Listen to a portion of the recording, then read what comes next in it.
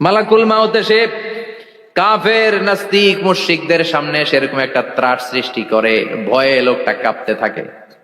ওর কাছে ভদ্র ভাষায় কথা বলে না, সুন্দর জামা পরে আসে না, কালো কুচকুচে চেহারা, ভয়ঙ্কর একটা রূপ নিয়ে, আকৃতি নিয়ে ইসলাম বিরোধীদের মাথার সামনে আসে, দুর্গন্ধযুক্ত চেহারার দেহ নিয়ে ধমক দিয়ে বলে, ও পাপাত্তা, ইয়া আইয়াতুহান নাফসুল খাবিসা উখরুজি ইলা গাদাবিল্লাহ, হে পাপাত্তা, আল্লাহর রাগ, ক্রোধ আর গজবের দিকে বের হয়ে আয়। মুমিনের আত্মা বলার সাথে সাথে যেমনি মুমিনের দেহ থেকে বের হয়ে জান্নাতি কাফনের ভেতরে ঢুকে, কাফেরদের আত্মাও কি এরকম তাড়াতাড়ি বেরোতে চায় নাকি? কাফেরদের আত্মা বেরোতে চায় না, ডানে দৌড়, বায়ে দৌড়, সামনে দৌড়, পেছনে দৌড়, আহা দৌড়াদৌড়ি করে।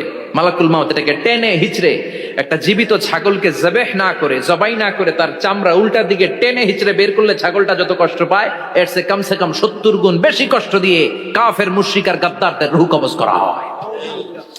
আল্লাহ এই পরিস্থিতি থেকে তুমি আমাদের বাঁচাও। মুমিনদের রূহ যেমনি কবজ হয়, ওইভাবে রূহ কবজের ব্যবস্থা করে দিও। ইমানের মৃত্যু নসিব করে দিও, শাহিদি মৃত্যু নসিব করে দিও।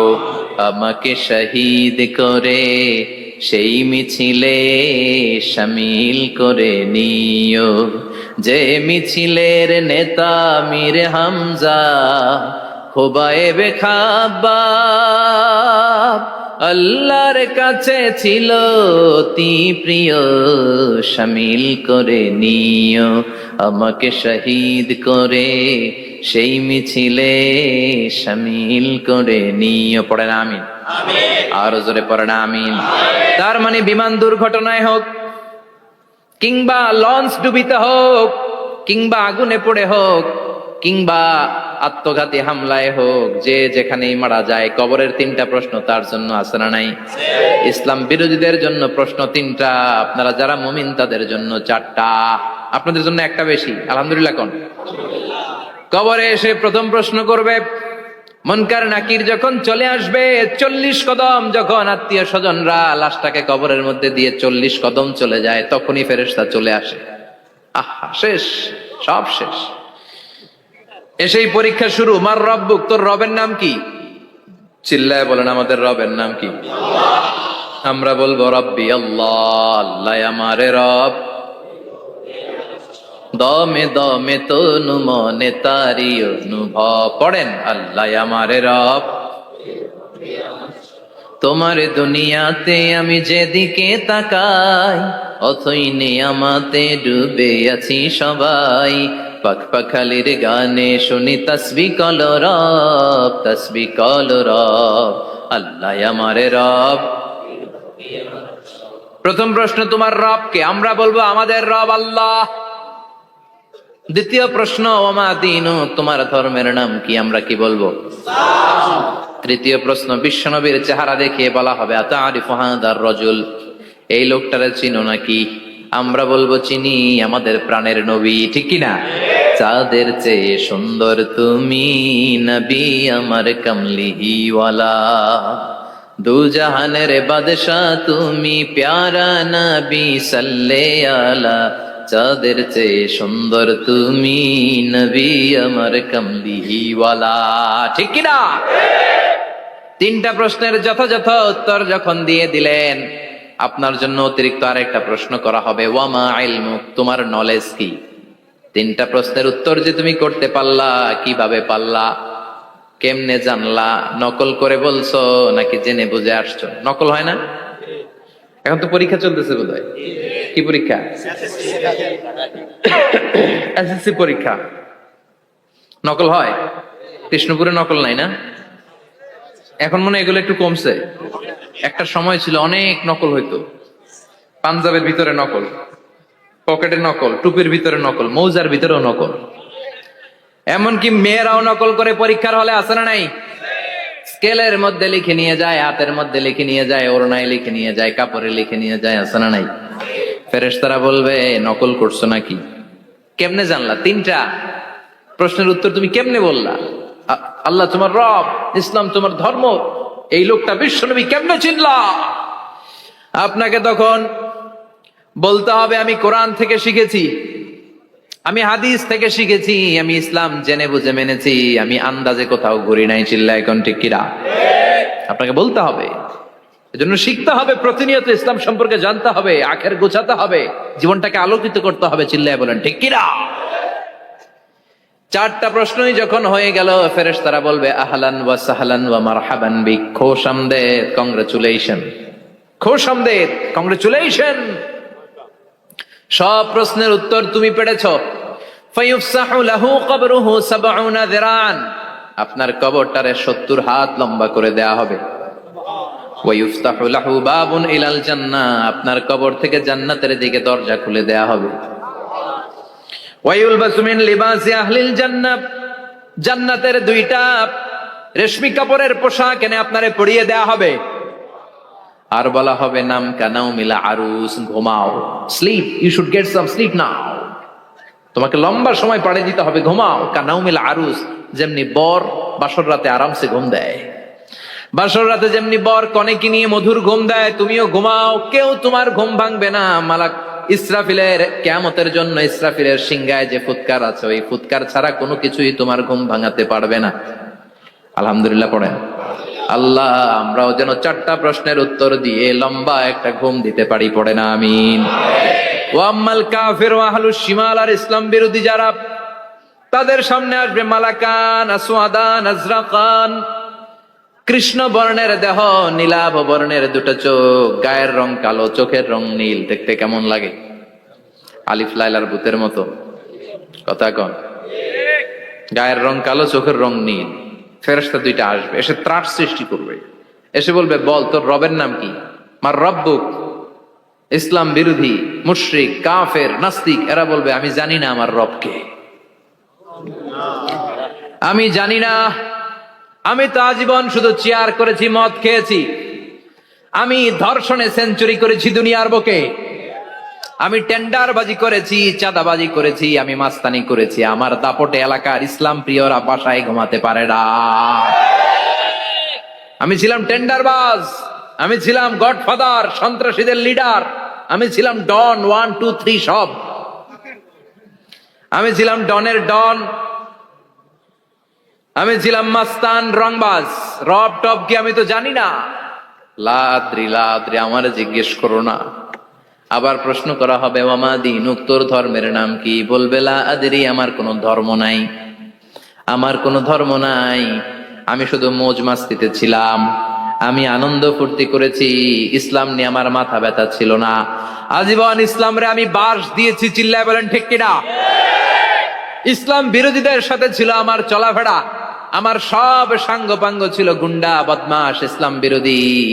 রব কি, ইসলাম কি, এগুলো আমি জানি না, আমার এগুলো জিজ্ঞেস করো কেন? ধর্ম কি আমি জানি না, আমি কিচ্ছু মনে করতে পারছি না। 3 নম্বর প্রশ্ন করা হবে আতারিফু হাদার রাজুল, দেখো তো এই লোকটারে চিনো কিনা? কয় না, চিনি না, তবে মনে হয় এই লোকটারে দুনিয়ার বুকে আমি গালি দিতাম, এই লোকটার বিরোধিতা করতাম, ব্লগের মধ্যে এই লোকটার ব্যাপারে কুৎসা রটনা করতাম, এই লোকটার কার্টুন বানিয়ে আমি হিংসা ছড়িয়ে দিতাম, এই লোকটার ব্যাপারে আমি এলাকার মধ্যে অপপ্রচার চালাতাম। ফেরেশতারা বলবে তাই, এই ছিল তোর ডিউটি, দাঁড়া এখনই আমাদের খেলা শুরু, এখনই শুরু। ফায়ুতরাকু বিমাতারিক মিন হাদিদ, লোহার একটা হাতুড়ি দিয়ে মাথা থেকে পা পর্যন্ত পিটানো হবে, পিটিয়ে ওর গোশতর হাড্ডিগুলোকে থেতলে ফেলা হবে। ওয়ায়ুকালু লিল আরদি ইলতাইমি, কবরের 2 পাশের মাটিরে বলা হবে এবারে 2 দিক থেকে তোরা চাপ দে, চাপ দেয়া হবে, ধাক্কা ধাক্কি করেও সে সুবিধা করতে পারবে না, মাটি আসতে আসতে আসতে আসতে দেহের 2 দিকে লেগে এমন জোরে 2টা চাপ দিবে, ফাতাখতালিফা আদলাউহু, তার ডান পাশের পাজরের হাড্ডি বাম দিকে ঢুকে যাবে, বাম দিকের হাড্ডি ডানে চলে যাবে। বিশ্বনবী বললেন এই হাতুড়ি দিয়ে পিটানোর শাস্তি, কবরের চাপ দেওয়ার শাস্তি চলতেই থাকবে হাত্তাল কিয়ামা, কিয়ামত পর্যন্ত। আল্লাহ এই কবরের শাস্তি থেকে আমাদের বাঁচাও, আমরা এই আযাব পেতে চাই না, আমরা যেন ঠিকভাবে কবরের 4টা প্রশ্নের উত্তর করে দিয়ে লম্বা ঘুম দিতে পারি। আল্লাহ তুমি তৌফিক দাও। এজন্য আল্লাহ বললেন গোলাম দুনিয়া নিয়ে পাগল হয়ে থেকো না, এই দুনিয়ার জীবন আসল জীবন নয়, আসল জীবন হলো কবরের জীবন। জোরে বলেন ঠিক কিনা? এই জন্য মাঝে মাঝে কবরে যাবেন, কবরস্থানে দাঁড়িয়ে চিন্তা করবেন, এই জায়গায় আমারও আসতে হবে। দিন যাবে, রাত আসবে, বৃষ্টি হবে, শীত আসবে, কেউ আমার দেখতে আসবে না। একা থাকতে হবে, একা, বড় একা, অন্ধকার, বড়ই অন্ধকার। ওই কবরের জীবনের সামান গোছানোর দরকার আছে না নাই? ওই কবরের সুখে শান্তিতে থাকতে চাইলে নামাজ পড়ার দরকার আছে না নাই? কোরআন পড়ার দরকার আছে না নাই? ছেলে মেয়েগুলোরে মানুষের মতো মানুষ করার দরকার আছে না নাই?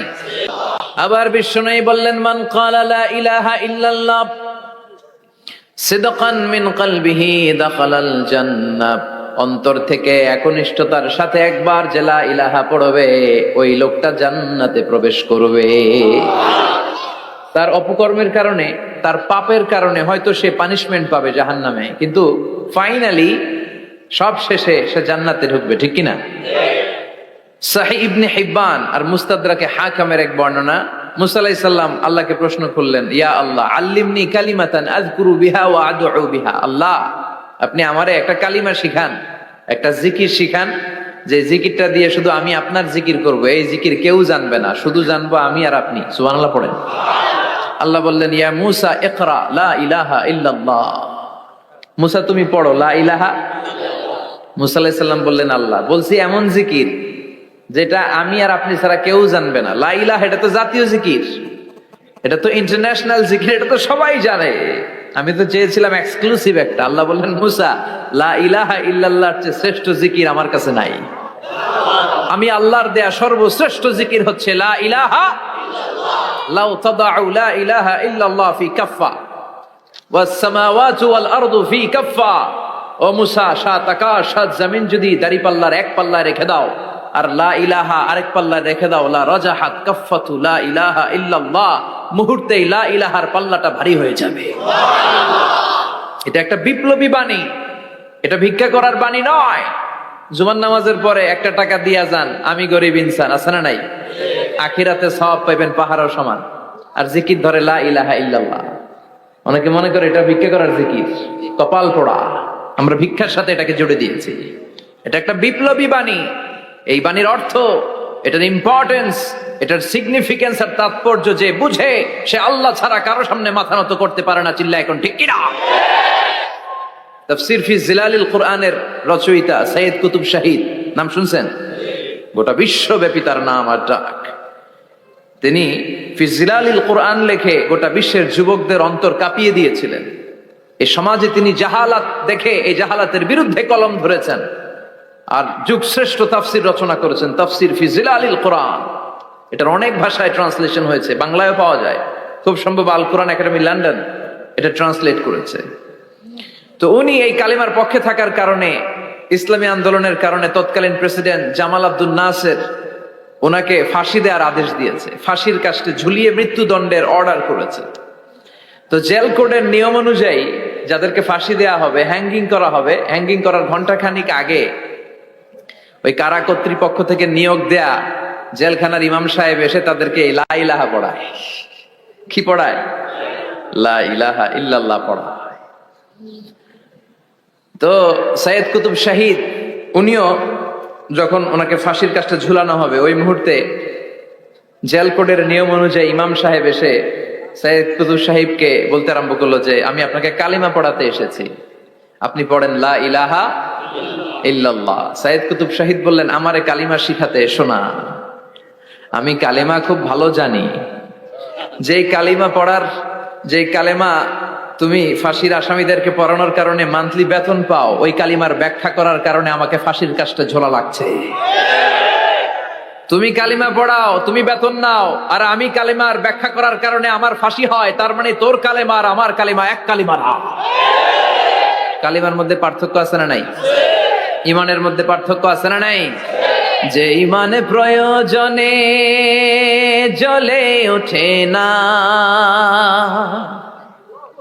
যে ইমান সত্য ন্যায়ের কথা বলে না, যে ইমানে প্রয়োজনে জ্বলে ওঠে না, যে ইমান সত্য ন্যায়ের কথা বলে না, যে নাই, যে ইমান অন্তরে নাই, মুখে শুধু ফাঁকা বলি, কি করে তারে বলো ইমান বলি।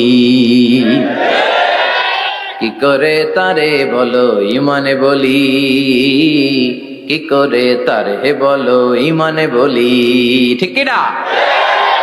যে ইমান দিন কায়েমের আন্দোলনের ধার ধারে না, যে ইমান লেবাসধারী কোরআন হাদিস তাও পড়ে না, যে ইমান খাজার নামে মাজার গড়ে ফুলুস কামায়, যে ইমান শিরকিয়াতের আমল করে ভীত না হয়, যে ইমান ইমানে ভুলে নাস্তিকতার মঞ্চে ওঠে, যে ইমান বাতিল মতের দোসরে হয়ে ফায়দা লুটে, যে ইমান শুধুই কেবল খায় দায় আনন্দ করে, যে ইমান দেখে না যে আরাকানে ভাইরা মরে, যে ইমান ময়দানে নাই, যে ইমানে বাস্তবে নাই, মুখে শুধু ফাঁকা বলি, কি করে তারে বলো ইমানে বলি, কি করে তারে বলো ইমানে বলি, কি করে তারে বলো ইমানে বলি, চিল্লায় বলেন ঠিক কিনা? ইমানে ইমানে পার্থক্য আছে, কালেমায় কালেমায় পার্থক্য আছে। ওই কারা কর্তৃপক্ষের নিয়োগ করা ইমাম সাহেবের লা ইলাহা ইল্লাল্লাহ আর তাফসির ফি জিলালিল কোরআনের রচয়িতা সৈয়দ কুতুব শহীদের লা ইলাহা এক কালিমা নয়, এক লা ইলাহা নয়, চিল্লায় এখন ঠিক কিনা? পার্থক্য আছে, আলাদা। এজন্য আসল লা ইলাহার অনুসারী হতে হবে। লা ইলাহার ধারক এবং বাহকরা হচ্ছে সত্য এবং ন্যায়ের পক্ষে। যত বিপদ আসে, যত আপদ আসে, যত ঝুঁকি আসে, পাহাড় সম ঝুঁকিকে ডিঙ্গিয়ে তারা লা ইলাহার কালেমার পতাকাকে উড়িয়ে দেয়, চিল্লায় বলেন ঠিক কিনা? এজন্য ইমানে ইমানে পার্থক্য আছে। আমরা যেন আসল ইমানদার হতে পারি, আল্লাহ তৌফিক দাও। আরো জোরে পড়েন আমিন। আমরা সব সময় যেন আল্লাহর জিকির দিয়ে হৃদয়টাকে সিক্ত রাখতে পারি, তুমি তৌফিক দাও। বিষ্ণু বলেছেন লা ইয়াজালু লিসানুকা রাতবান মিন যিকরিল্লাহ, তোমার জিহ্বাটা যেন আল্লাহর জিকিরে সব সময় ভিজা থাকে। কি থাকে? সব সময় যেন পড়ি সুবহানাল্লাহ, আলহামদুলিল্লাহ, লা ইলাহা ইল্লাল্লাহ, সব সময় যেন আমরা পড়ি আল্লাহু আকবার। বিষ্ণু বললেন আহাব্বুল কালাম ইলাল্লাহি আরবা। খেয়াল রাখবেন, আল্লাহর কাছে সবচেয়ে প্রিয় কথা চারটা। কয়টা? আহাব্বুল কালামি ইলাল্লাহি আরবা। আল্লাহর কাছে সবচাইতে প্রিয় কালাম হচ্ছে চারটা। লা ইয়াদুররুকা বিআইয়িহিন্না বাদাআতা। এই চারটার কোনটা দিয়ে শুরু করবে এটা তোমার ব্যাপার, আগে পরে করলেও কোনো সমস্যা নাই। চারটার একটা হচ্ছে সুবহানাল্লাহ, আরেকটা হচ্ছে আলহামদুলিল্লাহ, আরেকটা হচ্ছে লা ইলাহা ইল্লাল্লাহ, আরেকটা হচ্ছে আল্লাহু আকবার। এজন্য সব সময় আল্লাহর জিকির করতে রাজি আছেন তো? আল্লাহরে ডাকতে রাজি আছেন? ফাযকুরুনি ওয়াশকুরুলি। আল্লাহ বলেন যদি আমার জিকির করো আমিও তোমাদের জিকির করি, যদি আমার স্মরণ করো আমিও তোমাদের স্মরণ করি। আবার বিশ্বনবী বললেন, আল্লাহ ঘোষণা দেন ফাইন যাকারানি ফি নাফসি যাকারতুহু ফি নাফসি। আমার বান্দা যদি একা একা আমার জিকির করে আমিও আমার বান্দাকে একা একা স্মরণ করি। ওয়া ইন যাকারানি ফি মালাইন যাকারতুহু ফি মালাইন খায়রিম মিনহু। আর মহা সম্মেলনে যদি বান্দা আমারে স্মরণ করে আমি এর চাইতো শ্রেষ্ঠ মহা সম্মেলন ফেরেশতাদেরকে নিয়ে আমার বান্দাকে স্মরণ করি। ওয়া ইন তাকাররাবা ইলাইয়া শিবরান তাকাররাবতু ইলাইহি দিরাআন। আমার বান্দা যদি আমার দিকে 1 বিঘত আসতে চায় আমি আমার বান্দার দিকে 1 হাত এগিয়ে যাই। আমার বান্দা যদি আমার দিকে 1 হাত আসতে চায় আমি আমার বান্দার দিকে 2 হাত চলে যাই। ওয়া ইন আতানি ইয়ামশি আতাইতুহু হারওয়ালা। আর আমার বান্দা যদি আমার কাছে হেঁটে হেঁটে আসতে চায় আমি আমার গোলামের দিকে দৌড়ে দৌড়ে যাই। ওই আল্লাহরে ভুলে গিয়ে আমরা মাজারে যে সিজদা দেই, কপাল পোড়া। আছে না নাই? দোদেল বান্দা কালমা চোর, না পায় শ্মশান না পায় ঘোর, দিন থাকিতে আয়রে পথে ছাইড়া দে ভণ্ডামি ভণ্ডামি ভণ্ডামি ভণ্ডামি, ছাইড়া দে ভণ্ডামি। ঠিক কি না? এই ভণ্ডামির সাথে আমাদের সম্পর্ক আছে? মাজার পূজার সাথে ইসলামের কোনো সম্পর্ক আছে? নামাজ কালাম পড়ে না ইবলিশ শয়তানের নানা। আছে না নাই? এলাকায় মনে হয় নাই, অনেক জায়গায় আছে দেখবেন লাল সালু দিয়ে উঁচু করা। সাইয়েদনা আলীকে মদিনায় বিশ্বনবী পাঠালেন আর বললেন যত উঁচু মাজার দেখো ভেঙে মাটির সাথে গুড়িয়ে দাও। কবরস্থান উঁচু হবে না, কবর হবে সমান। এটাকে সেফ সেফটি দেওয়ার জন্য, সিকিউরিটি দেওয়ার জন্য আপনি চারদিকে সিম্পল বেড়া বা দেয়াল দিতে পারেন, যাতে গরু ছাগল যে এই কবরের অসম্মান না করে। আমরা আশরাফুল মাখলুকাত, আমরা বেঁচে থাকলেও যেমনি সম্মান আছে আমাদের, মরে গেলেও সম্মান আছে না নাই? আল্লাহ বললেন ওয়ালাকাদ কাররামনা বানি আদম, আমি বনি আদমের সম্মান বাড়িয়ে দিয়েছি। জীবিত অবস্থায় যেমনি সম্মান, মরে গেলেও সম্মান, ঠিক কিনা? বিশ্বনবী দেখলেন একটা লাশ যাচ্ছে, লাশ দেখে নবী দাঁড়িয়ে গেলেন। সাহাবারা বললেন ইয়া রাসূলুল্লাহ ইন্নাহু ইয়াহুদি, এটা ইহুদির লাশ। দাঁড়ালেন কেন? বসেন। বিশ্বনবী বললেন আওয়ালাইসাত নাফসান, এটা কি মানুষ না? এটা হোক না ইহুদি, হোক খ্রিস্টান, হোক নাস্তিক, এটা তো মানুষ। আমি তো মানুষকে সম্মান দিয়েছি। I have dignified the status of the sons of Adam. আমি বনি আদমের সম্মানকে বাড়িয়ে দিয়েছি। সবার উপরে মানুষ সত্য, তাহার উপরে নাই।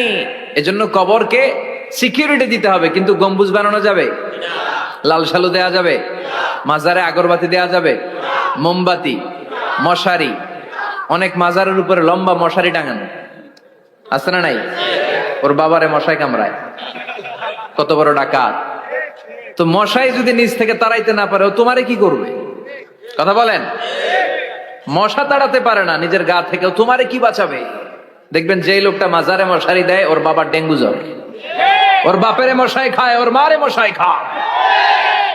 গোটা বিশ্বের সবগুলো আল্লাহর ওলি যদি একটা গ্লাসের পানিতে ফু দেয়, আর আপনার মা যদি আপনার মাথার মধ্যে হাত বুলিয়ে দেয়, আপনার মা যদি আপনার বুকে একটা ফু দিয়ে দেয়, সব পীর সাহেব একদিকে, মায়ের দোয়া আরেকদিকে। মায়ের দোয়া মুহূর্তে আবার আল্লাহর আরশে পৌঁছে যাবে। এজন্য বিশ্বনবী বলতেন সালাসু দাওয়াতিন মুস্তাজাবা, তিনটা দোয়া আল্লাহ কবুল ফিরিয়ে দেন না। এক নম্বরে হচ্ছে দাওয়াতুল মুসাফির, সফর অবস্থায় দোয়া করলে কবুল করে কে? দুই নম্বরে দাওয়াতুল মাজলুম, অত্যাচারিত ব্যক্তির দোয়া কবুল করে কে? তিন নম্বরে দাওয়াতুল ওয়ালিদাইনি লিওয়ালাদিহি, মা বাবা যখন হাত তুলে ছেলে মেয়েদের জন্য আল্লাহর কাছে দোয়া করে, ওই দোয়াটাও কবুল করে কে? মাজারে মশারি দিবেন, লাল সালু দিবেন, আগরবাতি, মোমবাতি, কোন মানত?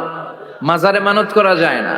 ইন্নী নাযারতু লিররহমানি সাওমা, মানত করতে হয় রহমানের নামে। মানত হবে একজনের নামে, চিল্লায় বলেন তিনি কে? এজন্য মাজারে কিছু দেয়া যাবে না। এই ভণ্ডামি গোটা বাংলাদেশ ব্যাপী। আমরা বলে যাচ্ছি যতটুকু শুধরানোর শুধরাবে, হেদায়েত দেওয়ার মালিক একজন, চিল্লায় বলেন তিনি কে? অনেক পীর আছে এরকম ভণ্ড পীর, সারা বছরে নাকি একবারও গোসল করে না, 365 দিনে ওর গোসলের রুটিন একদিন, আর ওই একদিনের গোসলের পানি মুরিদরা সব খাইয়া শেষ করে ফেলায়। নাউজুবিল্লাহ কইবেন না?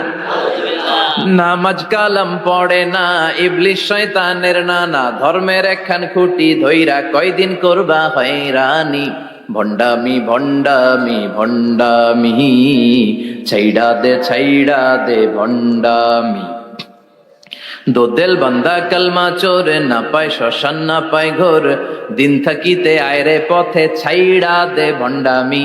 ভণ্ডামি ভণ্ডামি ভণ্ডামি, ছাইড়া দে ভণ্ডামি। চিল্লায় বলেন ঠিক কিনা? এগুলোর সাথে আমাদের কোনো সম্পর্ক নাই। ইসলাম হচ্ছে সহজ। আদ-দীনু ইউসরুন লা উসরা ফি, আদ-দীনু ইউসর, দিন সহজ। এত জনের কাছে যাওয়া লাগবে না, আপনি ওই জেলায় যে ওই মাজারে মানত করা লাগবে না, আপনার সিলেটে যাওয়া লাগবে না, আপনার খানজানাইলের কাছে যাওয়া লাগবে না, আপনার কোথাও যাওয়া লাগবে না। আপনি বাড়ির পাশের মসজিদে পড়ে সেজদা দেন, মুহূর্তে দোয়া কবুল করে নিবে কে? রব্বুল আলামিন বলে গোলাম আমারে ডাকস না কেন? তোর ডাকে সাড়া দেওয়ার জন্য আমি 24 আওয়ার্স রেডি। দুনিয়ার বুকে কোনো বিষয় নিয়ে যদি আমরা বারবার যাই, দুনিয়াতে লোকজন রেগে যায়, ঠিক কিনা? আমি ওনার কাছে গেলাম, ভাই আজকে একটা বিপদে পড়ছি, 500 টাকা দেন, দিয়ে দিল। এরপরের দিন আবার গেলাম, দিল। পরশু দিল, তরশু গেলে শেষা দিয়ে দিবে, একটা মাইট দিয়ে দিবে, ঠিক কিনা?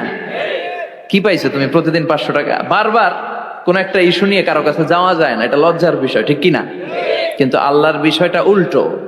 সুনানে তিরমিজির বর্ণনা, ইন্নাহু মান লাম ইয়াসআলিল্লাহ ইয়াগদাব আলাইহি, কোন বান্দা যদি কোনো বিষয় নিয়ে, কোনো ব্যাপার নিয়ে আল্লাহর কাছে বারবার না যায়, আল্লাহ তার উপর রেগে যায়।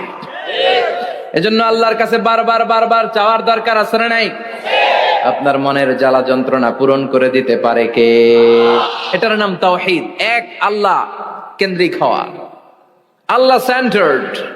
আমাদের সবকিছু হবে আল্লাহ কেন্দ্রিক। বিপদে আপদে যে কোনো পরিস্থিতিতে সবার আগে কার কাছে যাব? এটার নাম তাওহীদ, এটার নাম তাওহীদেরই মুর্শিদ আমার মুহাম্মাদের নাম বলো, মুহাম্মাদের নাম। আল্লাহর নাম জপলে বুঝতে পারি আল্লাহরই কালাম বলো, মুহাম্মাদের নাম। ওই নামেরই রশি ধরে যায় আল্লাহর পথে, ওই নামেরই ভেলায় চড়ে ভাসি নূরের স্রোতে, ওই নামের বাতি জেলে দেখি আরশের মুকাম বলো, মুহাম্মাদের নাম। সবাই পড়েন, তাওহীদেরই মুর্শিদ আমার মুহাম্মাদের নাম বলো, মুহাম্মাদের নাম। আল্লাহর নাম জপলে বুঝতে পারি আল্লাহরই কালাম বলো, মুহাম্মাদের নাম। চিল্লায় পড়েন আমিন। সব সময় বিপদে আপদে কার কাছে যাবেন? আপনার বিপদ দূর করতে পারে কে? আপনারে অসুস্থ থেকে সুস্থ বানায় দিতে পারে কে? মনের জ্বালা যন্ত্রণা মিটাতে পারে কে? আল্লাহ ছাড়া কেউ পারবে? কোন মুফাসসিরে কোরআন আপনারে বাঁচাতে পারবে? কোন আল্লাহর ওলি বাঁচাতে পারবে? এমনকি আল্লাহর কোন পয়গাম্বার, কোন নবী আপনার কিচ্ছু করতে পারে? করতে পারে একজন, তিনি কে? কিনা আল্লাহ বলেছেন, ওয়াকাযালিকা জাআলনাকুম উম্মাতান ওয়াসাতান লিতাকুনু শুহাদা আলান নাস। তোমাদেরকে হতে হবে উম্মাতান ওয়াসাতান, মধ্যমপন্থী উম্মাত, মাঝামাঝি থাকতে হবে। কিন্তু আমরা এদেশে মার্জিনালাইজ করে ফেলি, বুঝতে পেরেছেন? এক প্রান্তে চলে যায়। যারা চরমনায়ের মুরিদ অন্যদেরকে আর দেখা যাবে না, যারা সরসিনার মুরিদ এরাই সব, অন্যদিকে যাওয়া যাবে না। যারা জামায়াত ইসলাম অন্যদিকে আর যাওয়া যাবে না। যারা হেফাজতে ইসলাম অন্য কারোর মধ্যে আর হক নাই। যারা আহলে হাদিস এরা তো সব নিয়েই গেছে, সব হক সুন্নাহ এদের কাছে, কারো মুখের কোনো কথা এদের কাছে কোনো দাম নাই। আপনি যত হকের কথা বলেন এদের দলেই নাকি ঢুকতে হবে। তো আমার এই দেশে সুন্নি ভাইরা গালি দেয় আহলে হাদিস বলে, আবার আহলে হাদিসরা আমার গালি দেয় সুন্নি বলে, বুঝতে পেরেছেন? মাঝামাঝি থাকাটা এই বাংলাদেশে খুব কঠিন, কিন্তু আপনাকে মাঝামাঝি থাকতে হবে। আপনাকে ওয়াসাতিয়ার পদ্ধতিতে আসতে হবে, উম্মাতান ওয়াসাতা, মাঝামাঝি। মাঝামাঝি, ডানেও না বায়েও না, সিরাতুল মুস্তাকিমে ডান বাম নাই, এটা সোজা। এই রাস্তা একবার যদি উঠে যান এই রাস্তা শেষ হয়ে যাবে জান্নাতুল ফেরদাউসের ভিতরে। চিল্লায় বলেন ঠিক কিনা? এই জন্য আমরা যেন মিডল পাথ ধরি, আমরা যেন কট্টর না হই, আমরা যেন মাঝামাঝি হই। আপনি তাবলিগ করতে পারেন, করেন, খুব ভালো। তাবলিগের ভাইদের একটা ভালো গুণ হচ্ছে নিজের খেয়ে নিজের পরে ইসলামের দাওয়াত দেয়, ঠিক কিনা? নিজের টাকা ভেঙে দাওয়াত দিচ্ছে, তো তাদের কারণে অনেকে কালিমা শিখছে, অনেকে নামাজ শিখছে, তাদেরও কন্ট্রিবিউশন আছে না নাই? তো যারা তাবলিগ করেন আপনি মনে করবেন না যে সব হক সব সত্য, শুধু আপনি হকের ডিলার এটা মনে করবেন না। সব সত্য হক এটা আপনার বাবার দাদার সম্পত্তি এটা মনে করবেন না। সব দলের মধ্যে হক থাকতে পারে, বরং সব দলের ভালো ভালো জিনিসগুলো নিয়ে নিজেকে সাজানো দরকার। কথা বলেন? জামাত ইসলামের মতো, হেফাজতে ইসলামের মতো আন্দোলনের স্পিরিট থাকতে হবে। চিল্লা এখন ঠিক কিনা? আমার সুন্নি ভাইদের মতো নবীর প্রেম অন্তরে থাকতে হবে। চিল্লা এখন ঠিক কিনা? তাবলিগের ভাইদের মতো হৃদয়ে ইখলাস থাকতে হবে। এই সবগুলোর সমন্বয় হচ্ছে ইসলাম, সবগুলোর সমন্বয় ইসলাম। এজন্য কখনো মনে করবেন না যে আমি একদল করি তার মানে অন্য সব দল মনে হয় বাতিল, ওগুলো মনে হয় মুসলমান না, ওগুলো আমার চোখেই ধরে না। এটা ঠিক না, এটা ইহুদিদের স্বভাব। ইহুদিরা শুধুমাত্র হকের ডিলার মনে করতো নিজেদেরকে, ইহুদি ছাড়া বাকি কাউরে ওরা চোখে দেখতে পারতো না। এজন্য আমরা কি কট্টরপন্থী হব না মধ্যমপন্থী? চিল্লায় বলেন কট্টরপন্থী না মধ্যমপন্থী? আল্লাহ আমারে যতদিন বাঁচিয়ে রাখা আমি মধ্যম পন্থার কথা বলেই যাব, up to my death. It's my mission, it's my vision. এটাই আমার লক্ষ্য, যে মধ্যম পন্থার ইসলামকে প্রমোট করা, যেটা বিশ্বনবীর ইসলাম, যেটা মদিনার ইসলাম, যেটার মধ্যে বাড়াবাড়ি নাই, ছাড়াছাড়ি নাই, ঠিক কিনা? আল্লাহ তুমি আমাদেরকে বুঝার তৌফিক দান করো। সূরার নাম হচ্ছে সূরাতুত তাকাসুর। চিল্লায় বলেন কি নাম? এই সূরার সেন্ট্রাল সাবজেক্ট ম্যাটার হচ্ছে we have to go back to our Lord. আমাদেরকে ফিরে যেতে হবে আমাদের রবের কাছে। আমরা কেউ আজীবন থাকতে আসি নাই। থাকতে পারবো আজীবন? দাদা চলে গেল, বাবা চলে গেল, মা চলে গেল, মামা চলে গেল, খালু চলে গেল, এরপর আমাদের টনক নড়ে না, তাই না? পাগল পাড়া হয়ে আছে এই পৃথিবীর জন্য। মরতে যে হবে এটা ভাববার সময়টুকু আমাদের নেই। আমরা ব্যস্ত আমাদের ক্যারিয়ার নিয়ে, আমাদের লাইফ নিয়ে, আমাদের সমাজ নিয়ে, আমাদের ফ্যামিলি নিয়ে, আমাদের সন্তান আর সম্পদ নিয়ে আমরা super busy. We are leading a very super busy life. We don't have even a single time to think about death. মৃত্যু নিয়ে ভাবার একটা মুহূর্ত আমাদের নাই। কিন্তু পৃথিবীর সবচাইতে সুনিশ্চিত বিষয় হচ্ছে মৃত্যু, ঠিক কিনা? The most certain thing in our life is death. আমাদের জীবনের সবচাইতে সুনিশ্চিত বিষয় হচ্ছে মরণ, মরবই আমরা। And the most uncertain thing in our life is the time of death. আর আমাদের জীবনের সবচেয়ে অনিশ্চিত বিষয় হচ্ছে মৃত্যুর সময়। আমরা জানি না মরবো, যে এটা জানি, জানেন না? কিন্তু কখন মরবো এটা জানি। এই সূরাটা আপনারে এই জিনিসটা জানান দিতে এসেছে যে দুনিয়ার সম্পদ, লোভ, লালসা এগুলো নিয়ে পড়ে থেকো না। এই যে আমাদের ফ্যামিলি, আমাদের বাচ্চা কাচ্চা, আমাদের এত টাকা পয়সার হিসেব, মাস শেষে বাড়ি ভাড়া, গ্যাসের বিল, এইটা সেটা, আপনি কি মনে করছেন যে আপনি চলে গেলে এগুলো থেমে থাকবে? কিছুই থেমে থাকবে না, সব চলবে আগের মতো, থাকবেন না আপনি।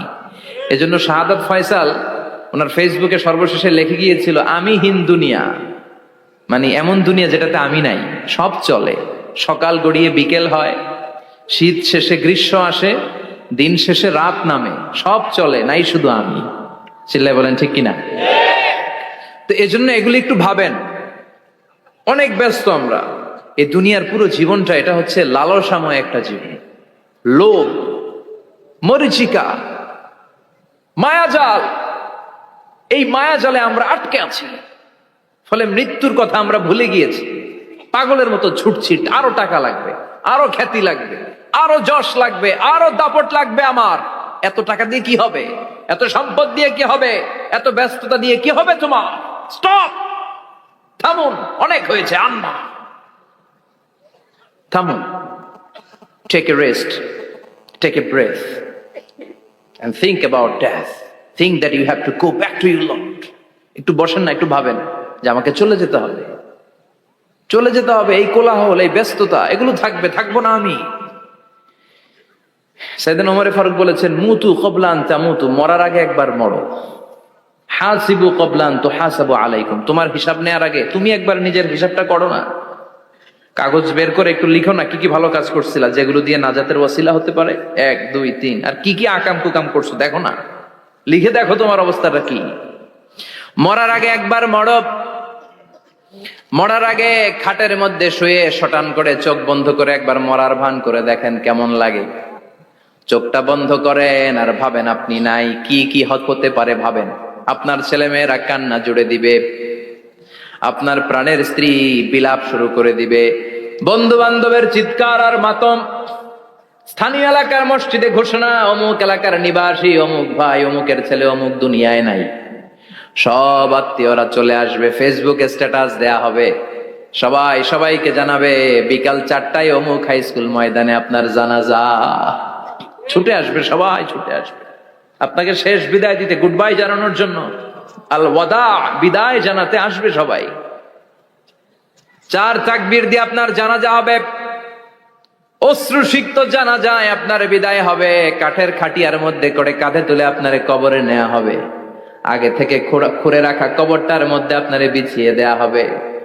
বাঁশের কচি দিয়ে তার উপরে মাটির চাপা দিয়ে সব চলে যাবে। ভাবেন না একবার চোখ বন্ধ করে, this is the circle of life, this is the nature of life. এটা সবার হবে, আমার হবে, আপনার হবে। এত মায়া, এত ভালোবাসা কই যাবে? কেউ থাকবে না, সবাই আপনার অন্ধকার কবরে রেখে দিয়ে চলে আসবে। উপরে বাঁশের কঞ্চি, তার উপরে মাটির চাপা, অন্ধকার আর অন্ধকার। এই অন্ধকার যেন শেষ হতে চায় না, শুধুই অন্ধকার, ঠিক কিনা? এজন্য আমাদের চলে যেতে হবে। দাদা গেল, চাচা গেল, মামা গেল, আমাদেরকেও যেতে হবে, জোরে কোন ঠিক কিনা? একদিন মাটির ভেতরে হবে ঘরে মন আমার, কেন বন্ধ দালান ঘর, প্রাণ পাখি উড়ে যাবে পিঞ্জর ছেড়ে।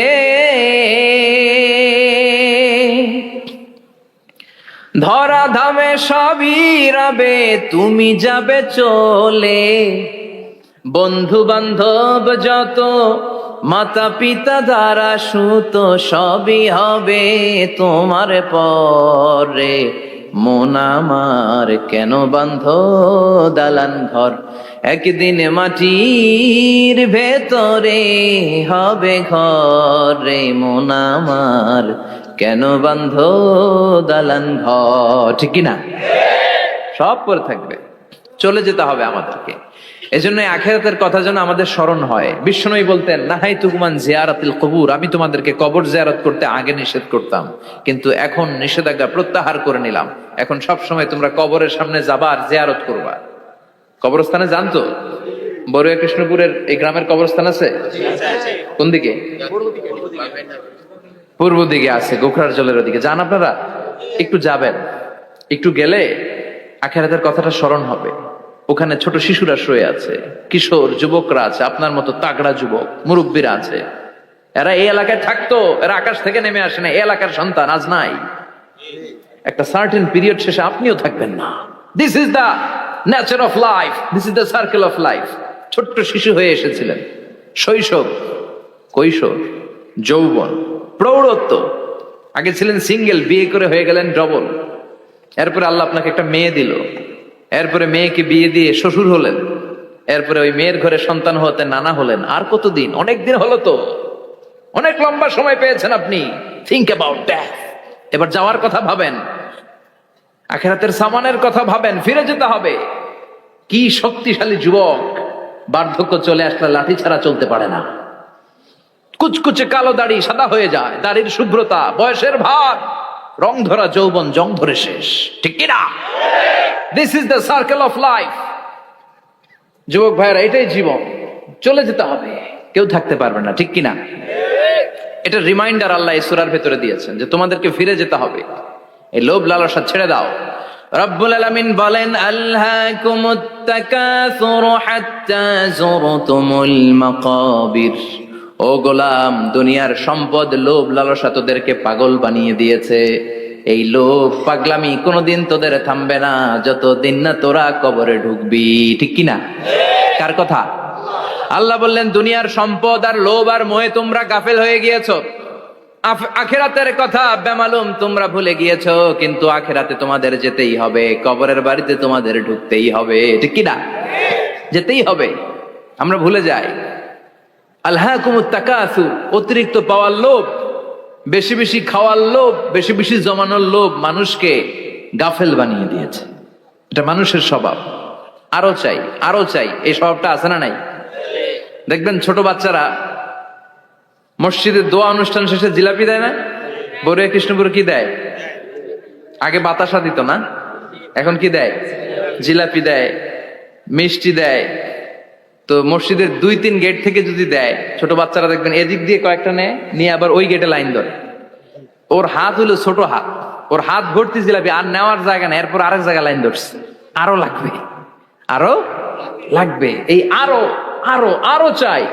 এই স্বভাবটাই মানুষকে কুড়ে কুড়ে শেষ করে দিয়েছে। এত লাগবে কেন তোমার? চাহিদার কোনো শেষ নাই। Unlimited demand of human being. যার আছে বেশি তার চাই বেশি।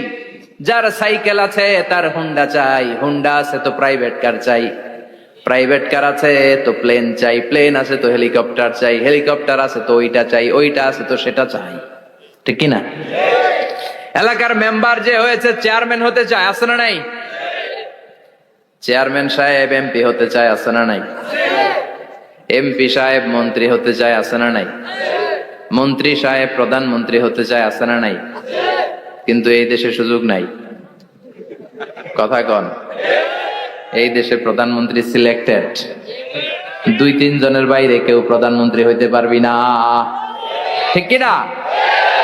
আমার এই জীবনে তো আমি 2-3 জনই দেখলাম। বেগম খালেদা জিয়া, মাননীয় প্রধানমন্ত্রী শেখ হাসিনার ছোট্টবেলা দেখেছি এরশাদকে, আমরা তখন ছোট। তো মানুষের চাহিদার কোনো শেষ নাই, যার আছে বেশি তার চাই বেশি। এজন্য বিষ্ণু বলেছেন, উনজুরু ইলা মান হুয়া আসফালা মিন, তোমার চেয়ে যে খারাপ আছে ওর দিকে তাকাও। ওয়ালা তানজুর মান হুয়া আ'লা মিন, তোমার চেয়ে যে ভালো আছে ওর দিকে তাকায়ও না, তোমার চেয়ে যে খারাপ অবস্থানে আছে ওর দিকে তাকাও। অনেকে নিজের অবস্থান নিয়ে সুখী না, এরকম আছে না নাই?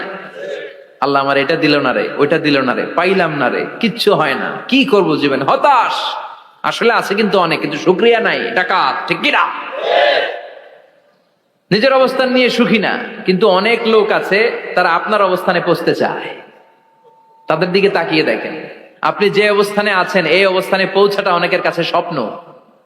তারা প্রতিনিয়ত সংগ্রাম আর স্ট্রাগল করে যাচ্ছে আপনার অবস্থানে পৌঁছতে, আর আপনি এটা নিয়ে সন্তুষ্ট না। শেখ সাদির নাম শুনেছেন?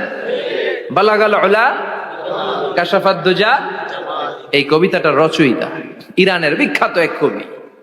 উনি একবার আর্থিক সমস্যার মধ্যে দিয়ে সময় কাটাচ্ছেন, টাকা নাই, পয়সা নাই, পায়ে দেওয়ার মতো জুতা নাই। উনি খুব দুঃখ পেলেন, হায় রে, আমি ইরানের এত বড় কবি, আমার পায়ে দেওয়ার মতো জুতা নাই।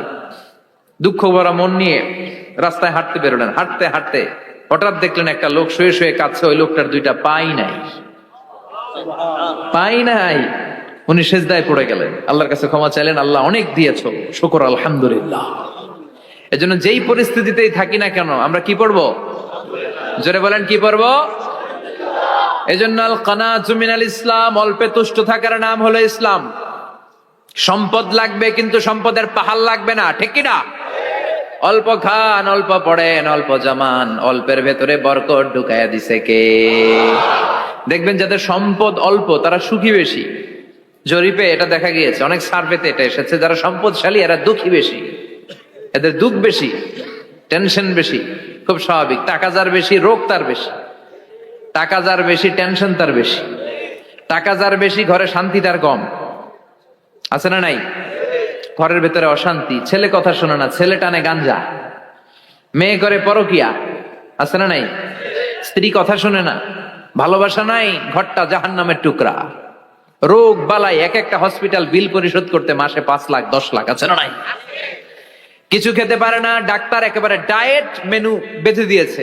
ডায়েট, ভেরি ডায়েট মেনু, এটা এটা এটা এটা কিছুই খাবেন না, শুধু গরু খাবেন না, খাসি খাবেন না, চিংড়ি খাবেন না, খালি ঘাস খাবেন। ইচ্ছে মতো ঘাস খাবেন, মানে ঘাস জাতীয় যত আইটেম আছে সব খাবেন। শাক খাবেন, সবজি খাবেন, সালাদ খাবেন। গরু, চিংড়ি, মুরগি, গোশত, ইলিশ কিছু খেতে পারে না।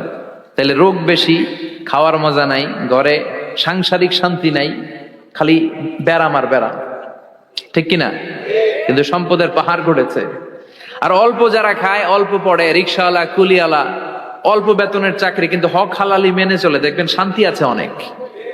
হ্যাঁ, বাসা ভাড়া দেয়, ফ্যামিলি চালায়, বাচ্চাদের স্কুল বিল, এরপরও মাস শেষে 1-2 হাজার টাকা হাতে থেকে যায়। আর ওর প্রতি মাসে 10 কোটি টাকা ইনকাম, তারপরও ব্যাংকের ঋণ আছে না নাই? সুখ কারে বলে? কিভাবে আপনি সুখকে ডিফাইন করবেন? সুখ তো টাকায় কিনা যায় না, শান্তি টাকা দিয়ে হয় না, শান্তি দেওয়ার মালিক কে?